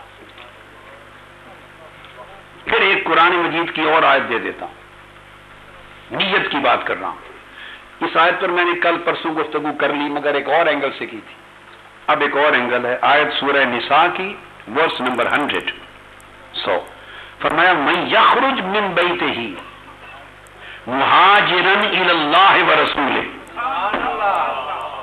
جو شخص اپنے گھر سے نکلے یہ نیت کر کے کہ اللہ اور اللہ کے رسول کی طرف جا رہا ہے۔ بولیے اب کہاں اس میں مسجد نبوی کا ذکر، کہاں ہے بیت حرام کا، مسجد حرام کا ذکر؟ میری بات سمجھے آپ؟ کہاں مسجد قدس کا، بیت المقدس کا ذکر؟ نیت یہ کرے کہ اللہ کی طرف اور وہ رسول ہی، رسول پاک کی طرف جا رہا ہوں، حضور کی بارگاہ میں جا رہا ہوں۔ تو بولیے اب یہ آیت بھی حضور کے وصال کے ساتھ معاذ اللہ ختم ہو گئی؟ بولیے کہ قیامت تک امت کے لیے ہے، آج بھی امت کے لیے اس کا اطلاق ہے، جو گھر سے یہ نیت کر کے نکلے کہ آقا کی زیارت اور آقا کی بارگاہ میں جا رہا ہوں، اور پھر فرمایا رستے میں موت بھی آ جائے تو اللہ اس کا اجر پورا کر دے گا، موت بھی آ جائے تو اللہ اس کا اجر پورا کر دے گا۔ پھر اسی باب میں کچھ صحابہ کرام کے اور اعمال بھی بیان کر دوں، طریقے کہ آقا کے روضہ پاک کی طرف جانے کی نیت کر کے بھیجتے۔ آپ یہ بات تو لوگ کہتے ہیں نا کسی ایک کا بھی ثابت ہے ایسا، بھائی ساری امت اور سب صحابہ کا یہ اعمال ہے، یہ نہ پوچھتے ہیں آپ۔ حضرت ابو الجوزا اوس بن عبداللہ روایت کر امام دارمی نے اس کو روایت کیا سنن دارمی میں، اور خطیب تبریزی نے مشکات المصابیح میں، اور ابن الجوزی نے الوفا میں، اور امام سبکی نے شفاء السقام میں، امام قسطلانی نے المواہب میں، زرکانی نے اس کی شرح میں، اور بے شمار دیگر کتب میں۔ حدیث کے لفظ ہیں قحط اہل المدینۃ قحطا شدیدا، مدینہ میں بہت قحط پڑ گیا، بارش نہیں تھی۔ فشکو الی عائشہ، سب صحابہ بھی اور تابعین بھی، صحابہ بھی جن کا زمانہ تھا، جو بھی دور تھا، وہ شکوہ لے کر کے قحط پڑ گیا، تو استسقاء بھی کی ہوگی، نمازیں پڑھی ہوں گی، سب کچھ کیا ہوگا یا نہیں؟ مسجد نبوی میں نماز استسقاء دعائیں کی ہوں گی کہ نہیں؟ جب نئی بارش ہوئی تو سارے مل کے حضرت عائشہ صدیقہ کے پاس آئے، ام المومنین خشک سالی سے مر گئے، آپ کی خدمت میں آئے ہیں، کچھ کریں۔ اب حضرت عائشہ صدیقہ کا عقیدہ، بعض تو پوچھتے ہیں نا کسی ایک نے کیا، یہ ام المومنین عائشہ صدیقہ کا عقیدہ، اور سارے صحابہ نے عمل کیا۔ کیا؟ کون صحابہ نے اور تابعین نے؟ جب وہ آئے آپ نے فرمایا فقالت انظروا قبر النبی، پریشان کیوں ہو؟ وہ دیکھو روضہ مصطفیٰ، حضور کی قبر انور پر جاؤ۔ تو بولیے حضور کی قبر انور پر جانے کی نیت کروائی یا نہیں کروائی؟ ملتا سمجھے؟ جب فرمایا انظروا قبر النبی صلی اللہ علیہ وسلم، دیکھو مصطفیٰ کے روضے اور قبر پر جاؤ، تو حضور کی قبر انور پر جانے کی نیت کروائی کہ نہیں؟ کس نے کروائی؟ ام المومنین حضرت عائشہ صدیقہ رضی اللہ تعالی عنہ۔ تو یہ 4 سطریں پڑے ہوئے بیوقوف لوگوں کی بات مانے یا حضرت عائشہ صدیقہ کی بات مانے؟ فرمایا جاؤ فجعلوا منہ قوا الی السماء، حضور کے روضہ پاک پر جا کے جو چھت ہے اس میں ایک سوراخ کر دو، حتی لا یکون بینہ و بین السماء سقف، ایسی چھت میں سوراخ کرو کہ حضور کی قبر انور اور آسمان یعنی بادلوں کے درمیان یا آسمان کے درمیان پردہ نہ رہے۔ قال ففعلوا، پھر وہ سب صحابہ اور تابعین یہی نیت حضور کی قبر انور کی کر کے گئے، سب صحابہ گئے، ورنہ وہ کہہ دیتے کہ آپ ہمیں مسجد نبی میں بھیجیں نماز کے لیے، صلاۃ الاستسقاء کے لیے، ادھر کیوں نہیں بھیجتی؟ آقا کا تو فرمان تھا کہ نماز استسقاء کی جائے۔ بھئی یہ تو سب کچھ کر کے آئے ہوں گے، تو روضہ پاک تو آخری حد تھی، تو انہوں نے جا کے وہ سوراخ کر دیا، ففعلوا فمطرنا مطرا، اسی زمین کھڑے تھے کہ بادلوں نے بارش برسانا شروع کر دیا، حتی نبت العشب وسمنت الابل حتی تفتقت من الشحم وسمی عام الفتح۔ یہ اتنی بارش آئی، پہ آگے کہتے ہیں پھر اتنا سبزہ ہوگا، جانوروں نے کھایا، چربیوں سے پھٹتے تھے جانور۔ تو نیت کر کے بھیجا کہ نہیں بھیجا بولیے؟ اب ایک اور حدیث دیتا ہوں، امام ابن ابی شیبہ نے روایت کی، اگلی حدیث امام بیہقی نے الدلائل میں روایت کیا، پھر حافظ ابن کثیر نے کہا، یہ آگے جو حدیث دے رہا ہوں کا اسنادہ صحیح، اس حدیث کے اسناد سند صحیح ہے۔ Who is saying that؟ حافظ ابن کثیر اسنادہ صحیح، اور امام ابن حجر اسقلانی نے کہا، حافظ ابن حجر اسقلانی شارح بخاری کہا رواہ ابن ابی شیبہ باسناد صحیح، امام ابن حجر اسقلانی نے بھی کہا کہ سند صحیح ہے حدیث کی۔ اب تو کوئی شک نہیں رہ گیا نا۔ اب فرماتے ہیں ان مالک الدار، مالک دار وہ روایت کرتے ہیں کہ اصحاب قال اصحاب الناس قحط فی زمن عمر رضی اللہ تعالیٰ عنہ، سیدنا عمر فاروق کے زمانے میں لوگوں کو بہت قحط آیا، بہت قحط آ گیا سیدنا فاروق اعظم کے زمانے میں۔ فجاء رجل الى قبر النبی صلی اللہ علیہ وسلم، کہتے ہیں کہ کیا یہ طریقہ تھا؟ تو صحابہ، سیدنا فاروق اعظم کا زمانہ ہے تو صحابہ تھے نا، تو ایک صحابی سیدھے حضور کی قبر انور پر گئے، جب قبر انور پر جاتے بارش مانگنے تو بولیے حضور کی قبر کی نیت کر کے جاتے یا کوئی اور نیت کر کے جاتے؟ کیا نیت کرتے تھے؟ قبر انور کی نیت کرتے، روضہ انور کی نیت کرتے۔ گئے آقا کی قبر انور پر سیدھا، فقال یا رسول اللہ استسقِ لامتک فانہم قد ہلکوا، آقا اپنی امت کو بارش لے دیں، امت کو بارش لے دیں مولا سے، ہلاک ہو گئے۔ فَأَتَى الرَّجُلَ فِي الْمَنَامِ، یہ بات کر کے ہٹے وہ صحابی، آقا علیہ السلام اس کے خواب میں آئے اور خواب میں آ کے فرمایا جا عمر کے پاس اور میرا سلام کہہ اور خوشخبری سنا کہ تمہیں موسلادھار بارش نصیب ہوگی۔ خوشخبری سنا موسلادھار بارش نصیب ہوگی، اور ساتھ یہ بھی پیغام دے کہ عمر اپنی سیکیورٹی پر خیال کر، اپنی سیکیورٹی بڑھا، پرسنل سیکیورٹی، لوگ تمہاری جان کے در پہ ہیں، جان لے لیں گے، اپنی سیکیورٹی کا خیال رکھ۔ اور آپ کو معلوم ہے سیدنا فاروق اعظم شہید ہوئے تھے، تو غیب کی خبر بھی دے دی۔ تو آپ رو پڑے، عرض کیا اللہ میں اپنی سیکیورٹی میں اپنے طور پہ تو کوتاہی نہیں کرتا، مگر جہاں انسانی طاقت عاجز آ جائے تو میرا بس نہیں۔ تو بارش بھی ہو گئی، سمجھے آپ؟ اب آقا کے در اقدس پہ روزے پہ نیت کر کے جانا، داؤد بن ابی صالح روایت کرتے ہیں، اور یہ حدیث جو اب بیان کر رہا ہوں اس کو پھر حضرت امام احمد بن حنبل نے روایت کیا مسند میں، امام حاکم نے روایت کیا، امام طبرانی نے روایت کیا، اس حدیث کو جو میں آپ کو کوٹ کر رہا ہوں اپنی المعجم الاوسط میں، اور حاکم نے کہا ھذا حدیث صحیح الاسناد۔ فرماتے ہیں داؤد بن ابی صالح کے مروان کا دور حکومت تھا، گورنر تھا مروان۔ اقبل مروان یوما فوجد رجلا واضعا وجهه على القبر۔ اب دیکھیں کہ صحابہ کرام کا عقیدہ کیا تھا۔ مروان آیا آقا علیہ السلام کے روضہ اطہر پر، تو اس نے دیکھا کہ ایک شخص اپنا چہرہ حضور کی قبر انور پہ رکھ کے ایسے بیٹھا ہے، چہرہ حضور کی قبر انور پہ رکھ کے بیٹھا ہے، سر جھکا کے جوڑ کے آقا کی قبر انور کے پاس۔ تو بولیے کس نیت کے ساتھ آئے تھے وہ؟ کیا نیت کر کے آتے تھے؟ اور پھر جب چہرہ دیکھا کہ قبر انور پہ رکھ کے بیٹھا ہے، فقال مروان بولا اتدری ما تصنع، اے شخص، معلوم نہیں تھا کون ہے چونکہ چہرہ چھپا ہوا تھا نا قبر انور کی طرف، اے شخص تجھے معلوم ہے کیا کر رہے ہو؟ فاقبل علیہ، اس شخص نے مڑ کے مروان کی طرف دیکھا، فاذا ہوا ابو ایوب الانصاری، مڑ کے دیکھا وہ سیدنا ابو ایوب انصاری تھے۔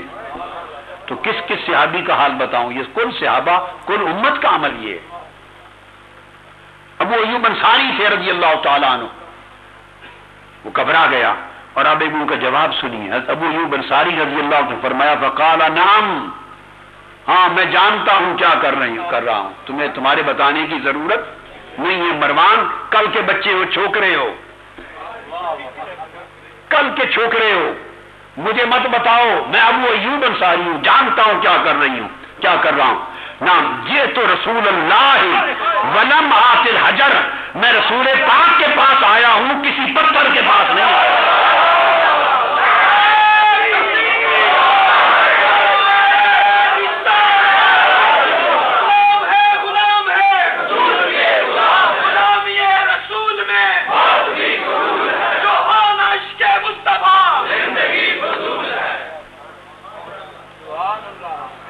اب جہالت اور بدبختی کی یہ بھی انتہا ہے، جب کہتے ہیں جی وہ تو پتھر ہے، وہاں آپ کیا لینے جاتے ہیں؟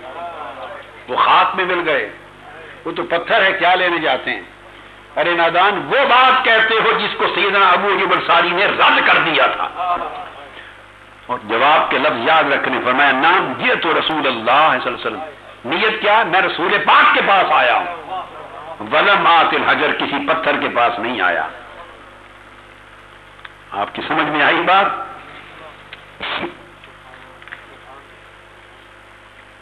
پھر عبداللہ ابن مبارک رضی اللہ تعالیٰ عنہ روایت کرتے ہیں، اور اسے امام احمد بن حنبل نے بھی کتاب الزہد میں کہا، ایک صحابیہ آئی، عورت صحابیہ، چونکہ بیٹیاں بیٹھی ہیں نا، ہر ایک کی بات بتاتا جاؤں، صحابہ بھی صحابیات بھی۔ ان امرأۃ، ایک صحابی عورت آئی، قالت لعائشہ رضی اللہ تعالیٰ عنہ اکشفی لی عن قبر رسول اللہ، سیدھا آئی، عرض کی حضور کے قبر انور کی زیارت تو کرا دو، پردہ اٹھا کر زیارت تو کرا دو۔ فکشفت لہا عنہ، سیدہ عائشہ صدیقہ رضی اللہ تعالیٰ عنہ نے پردہ اٹھایا زیارت کے لیے، فبکت حتی ماتت، وہ صحابیہ اتنا روئی کہ عشق رسول میں اس کی جان پرواز کر گئی، وہی وفات پا گئی۔ اتنے عشق والے لوگ تھے صحابہ، اور آپ ابھی نیتیں پوچھتے ہیں کہ حضور کے روزے کی زیارت کی نیت کر کے جانا چاہیے یا نہیں؟ ارے بدبخت، اس کا مطلب ہے تمہارا تعلق بھی کٹ گیا تاجدار کائنات سے، اور کوئی حیا بھی نہ رہا، اور نہ صحابہ اور صحابیات کے عقیدے سے کوئی واسطہ رہا۔ اسی طرح ایک اور حدیث ہے، حضرت کعب روایت کرتے ہیں، داخلہ علی عائشہ رضی اللہ تعالی عنہ، پھر وہ کسی طرح وہ آتے اور عرض کرتے حضور کی زیارت کرا دیں۔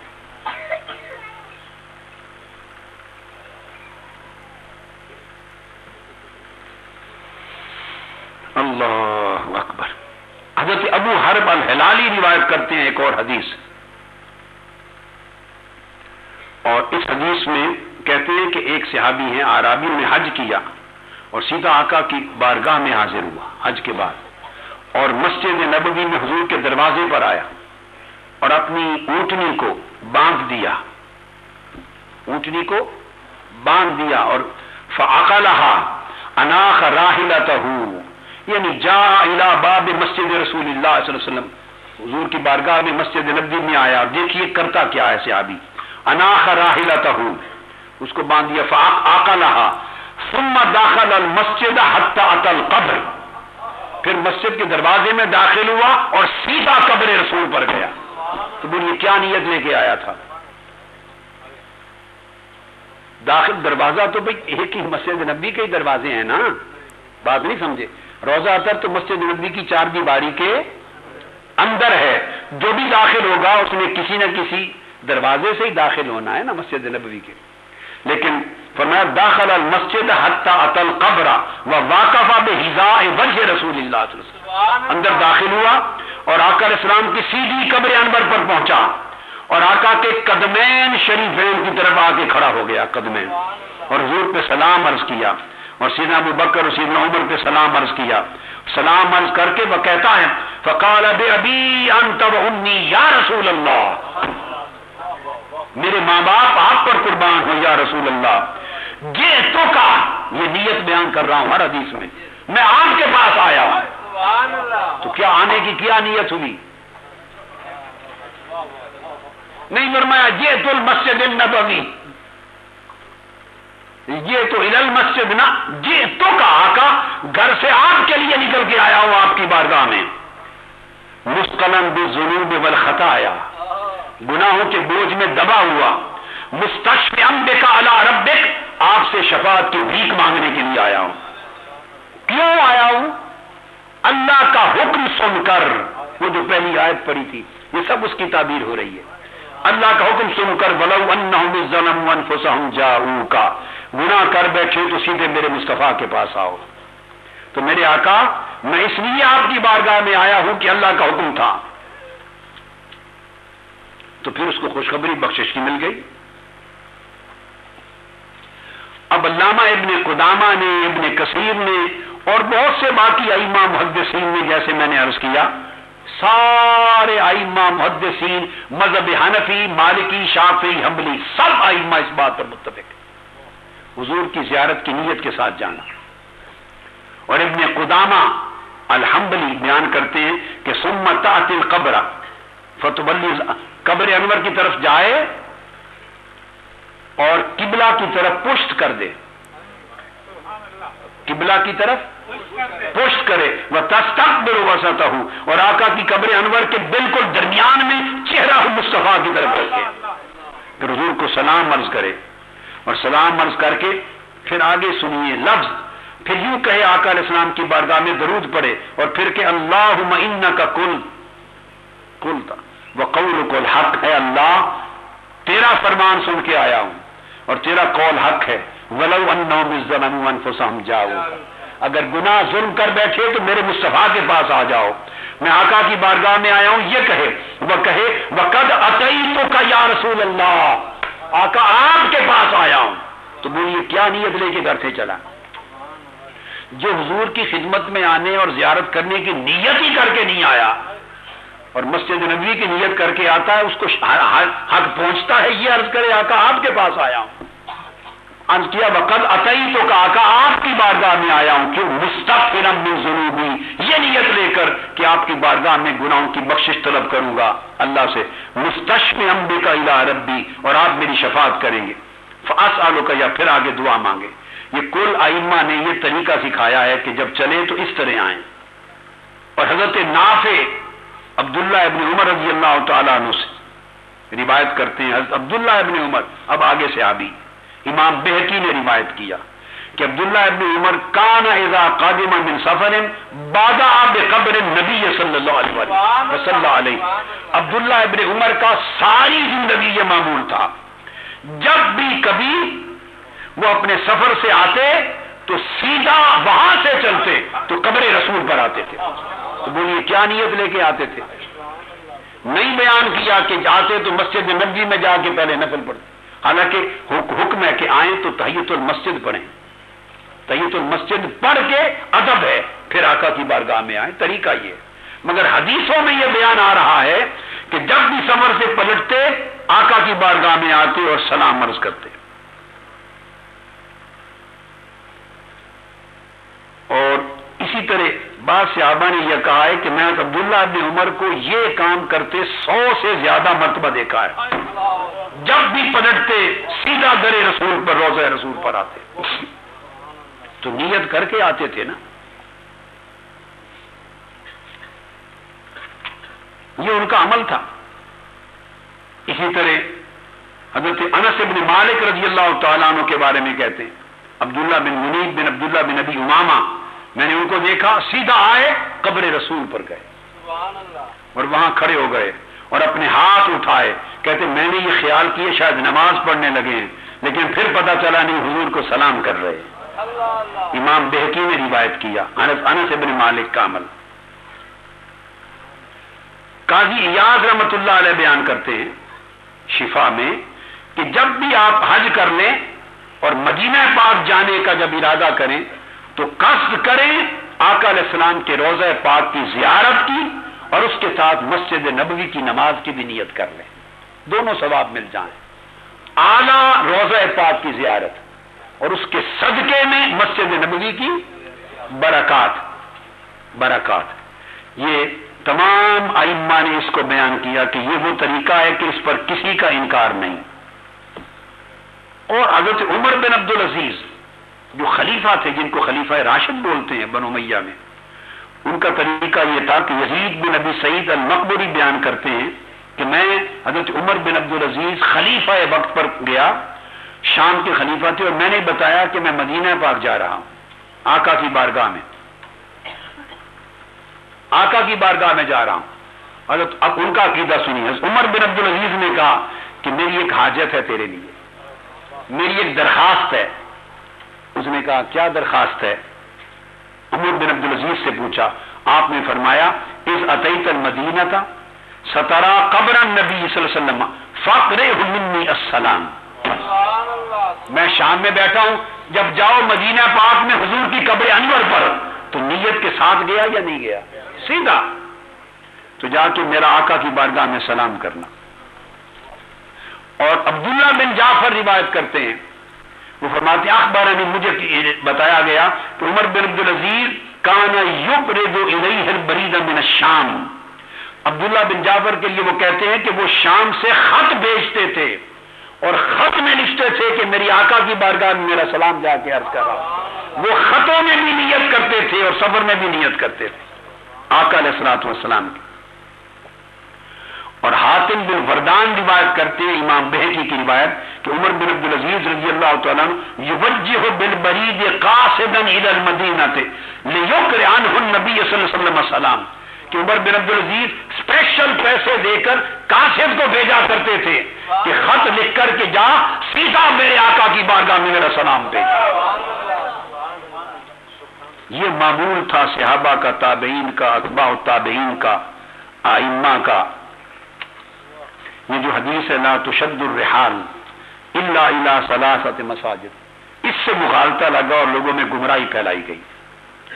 حدیث پاک ہے صحیح بخاری مسلم کی کہ مسجد حرام کعبہ مکہ میں، مسجد نبوی اور مسجد اقصی کے سوا کسی اور مسجد کی طرف زیادہ ثواب کے اصول کی نیت سے سفر نہ کیا جائے، رخت سفر نہ باندھا جائے۔ حدیث کا معنی یہ ہے۔ اب ذہن میں رکھ لیں، وہ کہتے ہیں نا جی کہاں حکم ہے حضور کی قبر انور کی زیارت کی نیت سے آنا؟ میں نے تو آپ کو درجنوں حدیثیں سنا دی۔ اب میرا ایک سوال ہے، آقا علیہ السلام کی ایک حدیث کوئی شخص مجھے بتا دے، چیلنج ہے، چیلنج ہے، کیا چیلنج کر رہا ہوں، میں اپنا عقیدہ چھوڑ دوں گا۔ کوئی ایک حدیث صحیح بتا دے پوری دنیا میں جس میں آقا علیہ السلام نے فرمایا ہو کہ جب کبھی آؤ میری قبر کی زیارت کی نیت سے نہ آنا، مسجد نبوی کی زیارت کی نیت سے آنا۔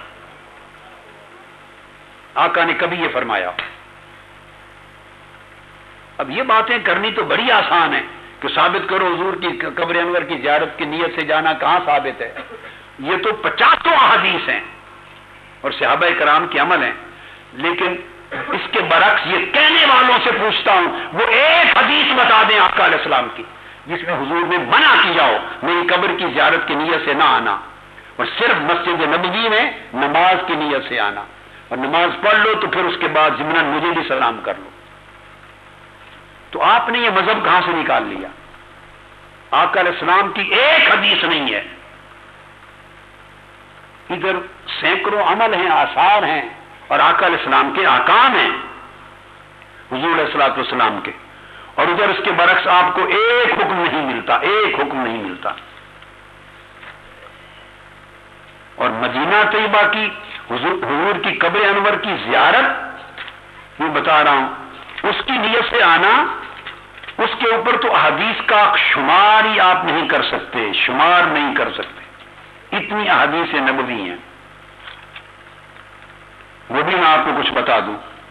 آقا علیہ السلام نے فرمایا احادیث حضور کی زیارت کی نیت کے ساتھ جو احادیث ہیں وہ بھی سن لیں۔ حضور نے فرمایا من زار قبری واجبت لہ شفاعتی۔ اب حضور کا حکم ہے، نیت اس کے بعد نیت کیا رہ جاتی؟ جس نے میری قبر کی زیارت کی اس پر میری شفاعت واجب ہو گئی۔ تو جب یہ حکم دے رہے ہیں آقا نے جس نے میری قبر کی زیارت کی اس پر میری شفاعت واجب ہو گئی، تو جب حضور کا حکم ہے تو یہ نیت کر کے جانا چاہیے یا نہیں؟ اب اس حدیث کو امام دار قطنی نے روایت کیا سنن میں، امام بہقی نے روایت کیا شعب الایمان میں، اور پھر ائمہ مذاہب میں قاضی ایاض جو مالکیہ کے امام ہیں انہوں نے اس حکم کو بیان کیا، امام نووی جو شافعی امام ہیں انہوں نے الایذا میں بیان کیا، اور امام سبکی جو شافعی اور حنابلہ کے مختلف انہوں نے بیان کیا، امام ابن قدامہ انہوں نے المغنی میں بیان کیا، ابن الملقن نے بیان کیا، علامہ ذہبی نے بیان کیا، امام اسقلانی نے بیان کیا، علامہ شوکانی نے بیان کیا، علامہ اجلونی نے بیان کیا۔ ان کل ائمہ نے جب یہ چیزیں بیان کی اور رد نہیں کیا، اس کا مطلب ہے ان سب کا یہ عقیدہ تھا، اس حدیث پر عقیدہ تھا۔ اور پھر اس حدیث کو امام عبد الحق الاشبیلی نے کہا یہ حدیث صحیح ہے، امام سیوطی نے مناہل الصفا میں کہا یہ حدیث صحیح ہے۔ میں اس کا حکم بھی بتا رہا ہوں۔ آگے چلیے، حضور کی قبر انور کی زیارت کی نیت سے نکلنا یہ تو آقا کا حکم ہے، آپ پوچھتے ہیں کسی اور نے کی؟ استغفر اللہ العظیم۔ حضرت انس بن مالک فرماتے ہیں آقا علیہ السلام نے فرمایا حضور من زارنی بالمدینہ محتسبا کنت لہ شہیدا وشفیعا یوم القیامہ، جو مدینہ آیا میری زیارت کے لیے اور اس نے آ کے میری زیارت کی، قیامت کے دن میں اس کی شفاعت کروں گا۔ اور پھر یہ امام بہقی کی روایت حدیث بیان کر دی۔ پھر آقا علیہ السلام نے فرمایا، عبداللہ ابن عمر کی روایت ہے، من جاءنی زائرا، جو گھر سے چلے میری زیارت کی نیت کے لیے، جاءنی زائرا، گھر سے چلے میری قبر انور میری زیارت کی نیت کے لیے، اور آگے لفظ آقا نے فرمایا کہ سوائے میری زیارت کے کوئی اور حاجت اس کی نیت میں نہ ہو، کان حقا علی ان اکون لہ شفیعا یوم القیامہ، مجھ پر واجب ہے قیامت کے دن میں اس کی شفاعت کروں گا۔ اس حدیث کو امام طبرانی نے المعجم الکبیر میں، امام طبرانی نے المعجم الاوسط میں، امام حیثمی نے مجمع الزوائد میں، امام عسقلانی نے لسان المیزان میں اسے مرفوع قرار دیا، اور دیگر ائمہ نے اس کو پھر لیا، حتیٰ کہ آقا علیہ السلام نے فرمایا من زار قبری، جس نے میری قبر کی آ کے زیارت کی، ومن مات فی احد الحرمین، یا حرمین میں کسی ایک جگہ مرا، قیامت کے دن وہ امن کے ساتھ اٹھے گا۔ پھر عبداللہ ابن عمر رضی اللہ تعالیٰ عنہ روایت کرتے ہیں من حج فزار قبری بعد وفاتی، جس نے حج کیا اور میری قبر کی زیارت کے لیے آیا، میری وفات کے بعد حج کیا اور آ کے میری قبر کی زیارت، اور نیت کس کا نام ہے؟ حج کیا اور آقا کی حدیث پر اگر نیت نہیں بنانی تو اور کہاں بنانی ہے؟ جس نے حج کیا اور آ کے میری قبر کی زیارت کی میری وفات کے بعد، تو نیت کیا ہوگی؟ حضور کے فرمان اور حکم پر نیت ہوگی یا نہیں؟ آ کے زیارت کی، فَكَأَنَّمَا زَارَنِي فِي حَيَاتِي، اس کو وہ اجر ملے گا گویا اس نے میری ظاہری زندگی میں میری زیارت کی۔ اتنا بڑا عمل کہ آقا کی قبر انور کی زیارت کے لیے جانا حیات ظاہری کی زیارت جیسا اجر مل جائے، تو آپ روکیں کہ یہ نیت کر کے نہیں جانا چاہیے؟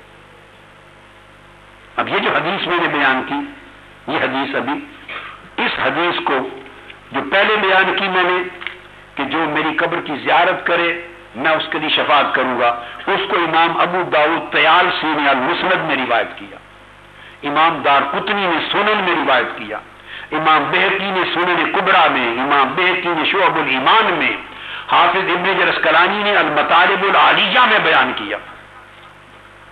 یہ کل ائمہ کا عقیدہ ہے، وہ رد نہیں کرتے، پھر بعد میں نہیں لکھتے کہ یہ باطل ہے، یہ نیت نہیں کرنی چاہیے، اگر یہ ان کا ہوتا تو لکھتے۔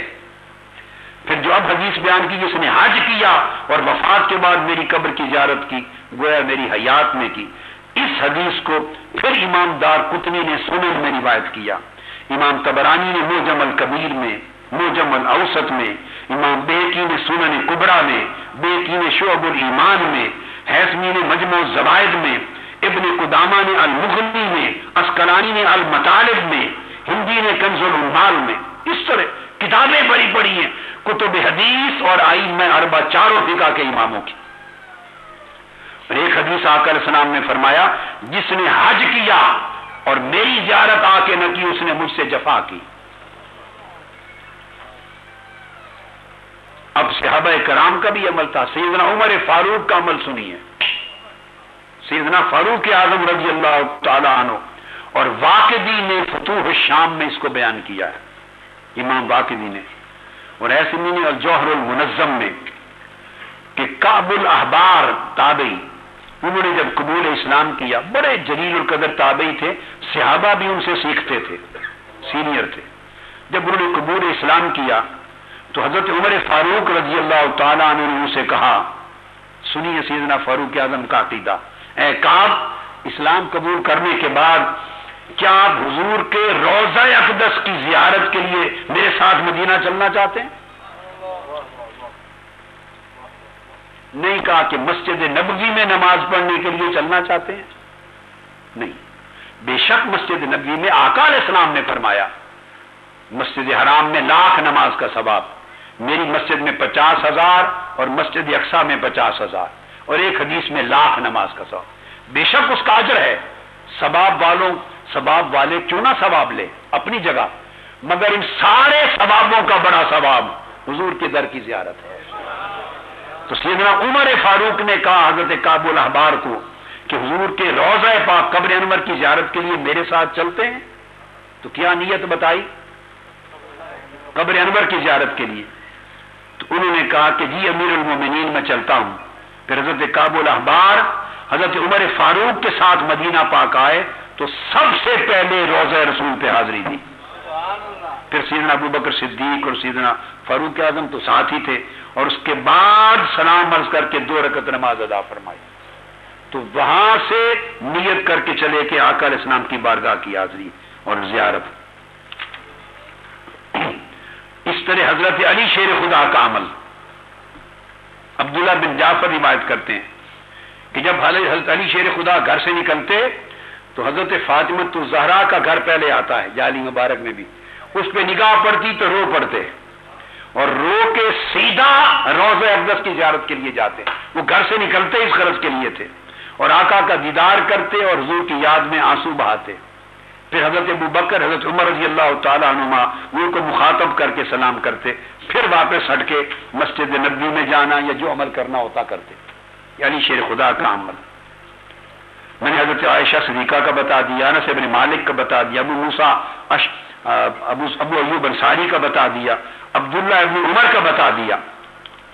اور قاضی ایاز فرماتے ہیں کہ عبداللہ ابن عمر کے بارے میں حضرت نافع ان کا قول، وہ کہتے ہیں کہ باہر سے جب بھی سفر پہ آتے سیدھا روضہ رسول پر آتے، میں نے 100 سے زیادہ مرتبہ دیکھا. ان کا عمل ہی یہ تھا. مقریزی نے امتاع الاسماء میں یہی نقل کیا، امام ابن الحاج مالکی نے المدخل میں یہ بیان کیا. عبداللہ بن انس بن مالک کا یہ عمل جو میں بیان کر چکا ہوں، حضرت جابر بن عبداللہ کا بھی یہ عمل، حضرت بلال بھی انہی اشاق میں ایک ہیں، وہ جن کا واقعہ آپ سنتے ہیں شام سے آئے، ان کا بھی عمل، عمر بن عبدالعزیز کا عمل. اور ابن حاج مالکی اپنی کتاب المدخل میں لکھتے ہیں اور کل ائمہ لکھتے ہیں کہ اس پر اجماع ہے کہ آقا علیہ السلام کی روضہ کی زیارت کی نیت کے لیے نکلا جائے. چاروں مذاہب کا اجماع ہے اور فرمایا اس پر کوئی انکار نہیں. اور ساری توجہ جب زائر نکلے مکہ معظمہ سے تو زیارت نبوی کی نیت کر کے نکلے اور ساری توجہ حضور کے روضہ اقدس کی طرف کرے. اور شہر مدینہ کے جب درخت نظر آئیں تو پھر بآواز بلند حضور پہ درود و سلام شروع کر دے. تو اور نیت کیا ہے؟ اور نیت کسے ہوتی ہے؟ غسل کرے، وضو کرے، پوشاک پہنے، نفل پڑھے اور شہنشاہ کونین کی بارگاہ میں جائے. یہ امام ابن الحاج المالکی المدخل میں بیان کرتے ہیں. بیٹے آپ جس امام کو دیکھیے، کل ائمہ کا عقیدہ یہ ہے. امام نووی شافعی فقہ کے امام الایذاء میں یہی بیان کرتے ہیں. امام کمال الدین بن حمام حنفی فتح القدیر کتاب الحج میں یہی بیان کرتے ہیں کہ زائر مدینہ آقا کی بارگاہ میں استغاثہ کرے اور اس کے وسیلہ جلیلہ کی نیت کے ساتھ آئے، جاتے ہوئے بھی الوداع کہے. شیخ عبدالحق محدث دہلوی نے یہی لکھا ہے اور دیگر ائمہ نے کل سب نے یہ کہا کہ جب سیدھا آئے اور یہ کہے اللہم قد سمعنا قولک واطعنا امرک وقصدنا نبیک. کل فقہ کی کتابوں میں ائمہ کے لفظ ہیں، اے باری تعالیٰ ہم نے تیرا حکم سنا، تیرے حکم کی اطاعت کی، وقصدنا نبیک اور گھر سے تیرے نبی کی زیارت کی نیت کے لیے نکلے، رسول پاک کی زیارت کے لیے نکلے نیت کر کے، قصدنا نیت کر کے، مستشفعین بہ الیک تاکہ حضور آپ کی بارگاہ میں ہماری شفاعت کریں. یہ کل ائمہ کا عقیدہ. اور آپ کو ختم کرتے ہوئے بات، اب میں آپ کو دو جلیل القدر نام بتا دیتا ہوں. امام غزالی، یہ احیاء علوم الدین میرے ہاتھ میں ہے. امام غزالی کتاب و اسرار الحج. ایک بات اور بتاؤں آپ کو دلچسپ، کل کتابیں اٹھا لیں فقہ کی، بات سمجھ، اور احکام شریعت کی جتنی کتابیں اٹھا لیں مذاہب اربعہ کی، حنفی، مالکی، شافعی، حنبلی، حج کے بعد جب باب قائم کرتے ہیں تو کسی جگہ کوئی شخص یہ باب قائم نہیں کرتا کہ حج کے بعد مسجد نبوی کی زیارت کے آداب. اللہ اکبر، یہ بات بیٹو بڑی اہمیت کی ہے. فقہاء اور ائمہ یہ بات ہی قائم نہیں کرتے کہ حج کے بعد مسجد نبوی کی زیارت کے آداب، یہ باب قائم ہی نہیں کیا گیا کتابوں میں. ہر کوئی قائم کرتا ہے فی زیارت المدینہ و آدابہا، مدینہ کی زیارت کرنا. آپ تو حضور کے روضہ پاک کی بات کرتے ہیں، آقا علیہ السلام اور ائمہ کا عقیدہ تو جس شہر میں حضور کا مسکن و مدفن ہے اس مدینے کی زیارت کی نیت کر کے چلا جائے، جن گلی کوچوں میں حضور چلے. اور یہ باب قائم کر کے ہر امام اس حدیث سے شروع کرتا ہے. یہ امام غزالی کی احیاء علوم الدین ہے، کتاب و اسرار الحج، الجملہ العاشرہ 10th سینٹنس سیکشن ہے فی زیارت المدینہ و آدابہا. اور پھر کیا ہے؟ من زارنی بعد وفاتی فکأنما زارنی فی حیاتی. امام غزالی کی بگننگ اس حدیث سے ہوتی کہ آقا نے فرمایا جس نے میری وفات کے بعد آ کر میری زیارت کی گویا اس نے میری زندگی میں مجھے زیارت کر لی۔ اس حدیث کو امام طبرانی اور دارقطنی نے عبداللہ ابن عمر سے روایت کیا، اور امام غزالی کا مضمون شروع اسی حدیث سے ہوتا ہے۔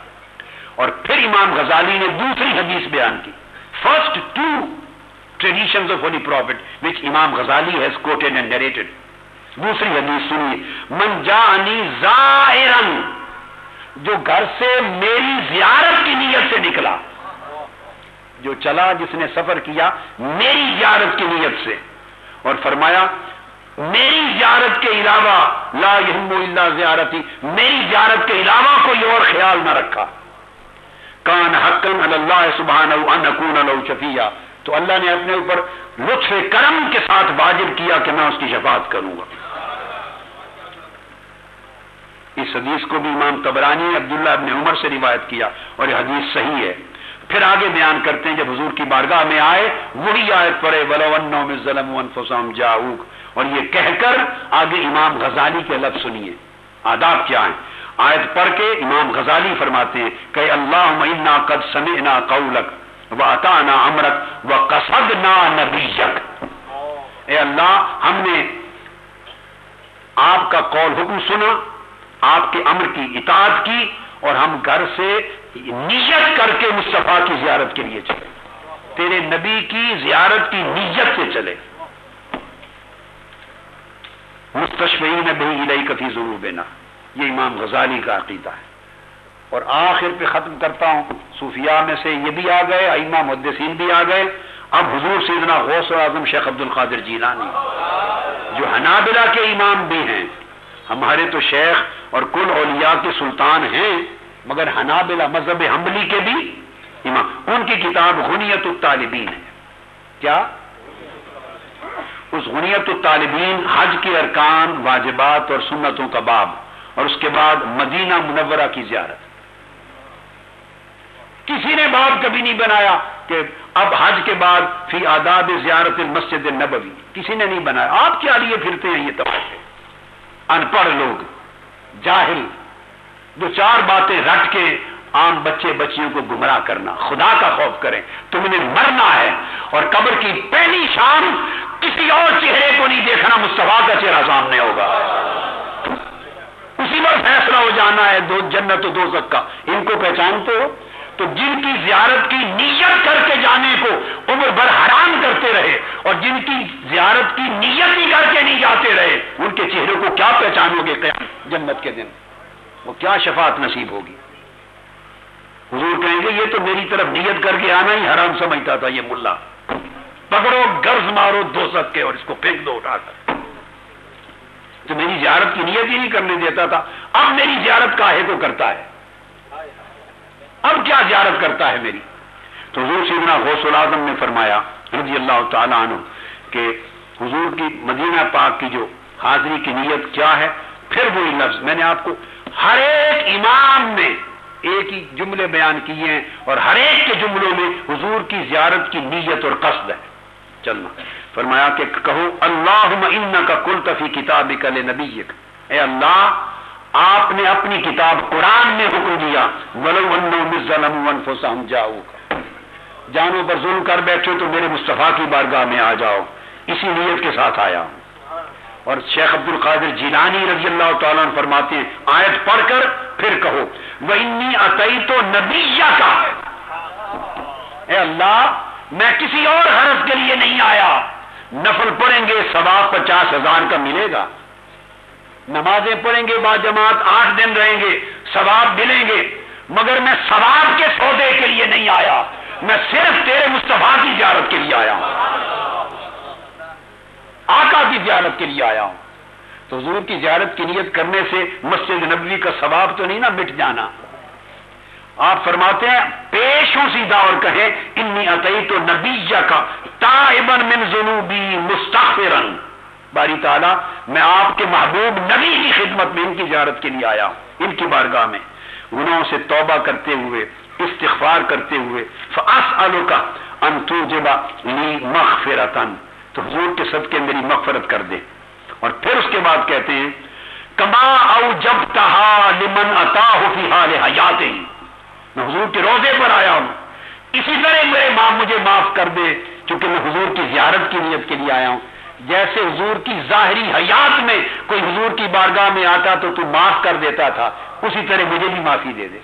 یہ حضور غوث الاعظم شیخ عبد القادر جیلانی کی غنیت الطالبین کے لفظ، اور فرماتے ہیں اس کے بعد پھر یہ دعا کرے، اللہم انی اتوجہ الیک بنبیک، اے اللہ میں تیری طرف تیرے نبی کے واسطے اور وسیلے سے متوجہ ہوتا ہوں۔ یہ کہہ کر پھر کہے یا رسول اللہ۔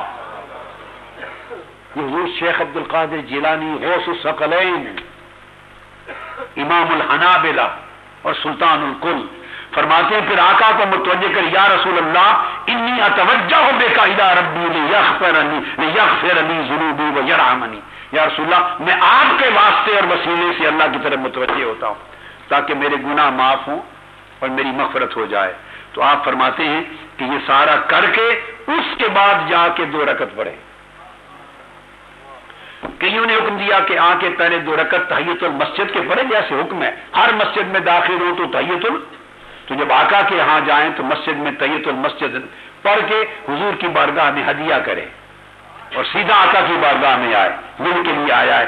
تحیۃ المسجد آداب کا حصہ ہے، اور بعضوں نے کہا حاضری کے بعد جا کے 2 نفل پڑھے، مگر نیت اتیت نبیک، نیت فقط یہ رہے کہ باری تعالیٰ انی اتیت نبیک، انی جئت نبیک، میں تیرے نبی کی حاضری کی نیت کے ساتھ آیا۔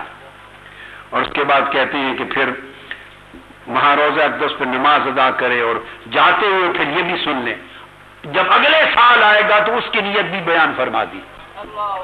اگلی بار کہتے ہیں اللہم لا تجعل آخر العہد منی بزیارت قبر نبیک، اے اللہ یہ جو حضور کی قبر انور کی زیارت کے لیے آنا ہے، یہ حضور کی قبر انور کی زیارت میری زندگی کی آخری زیارت نہ بنانا، اگلے سال پھر زیارت مصطفیٰ کے لیے لے کر آنا۔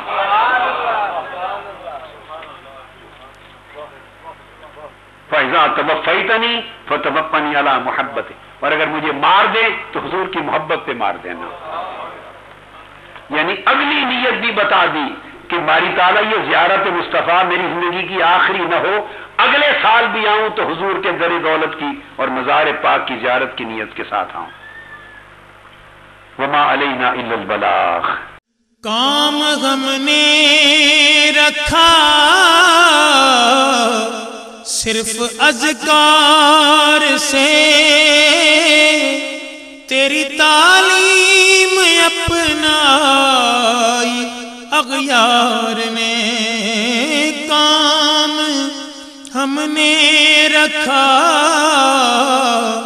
صرف اذکار سے، تیری تعلیم اپنائی اغیار نے،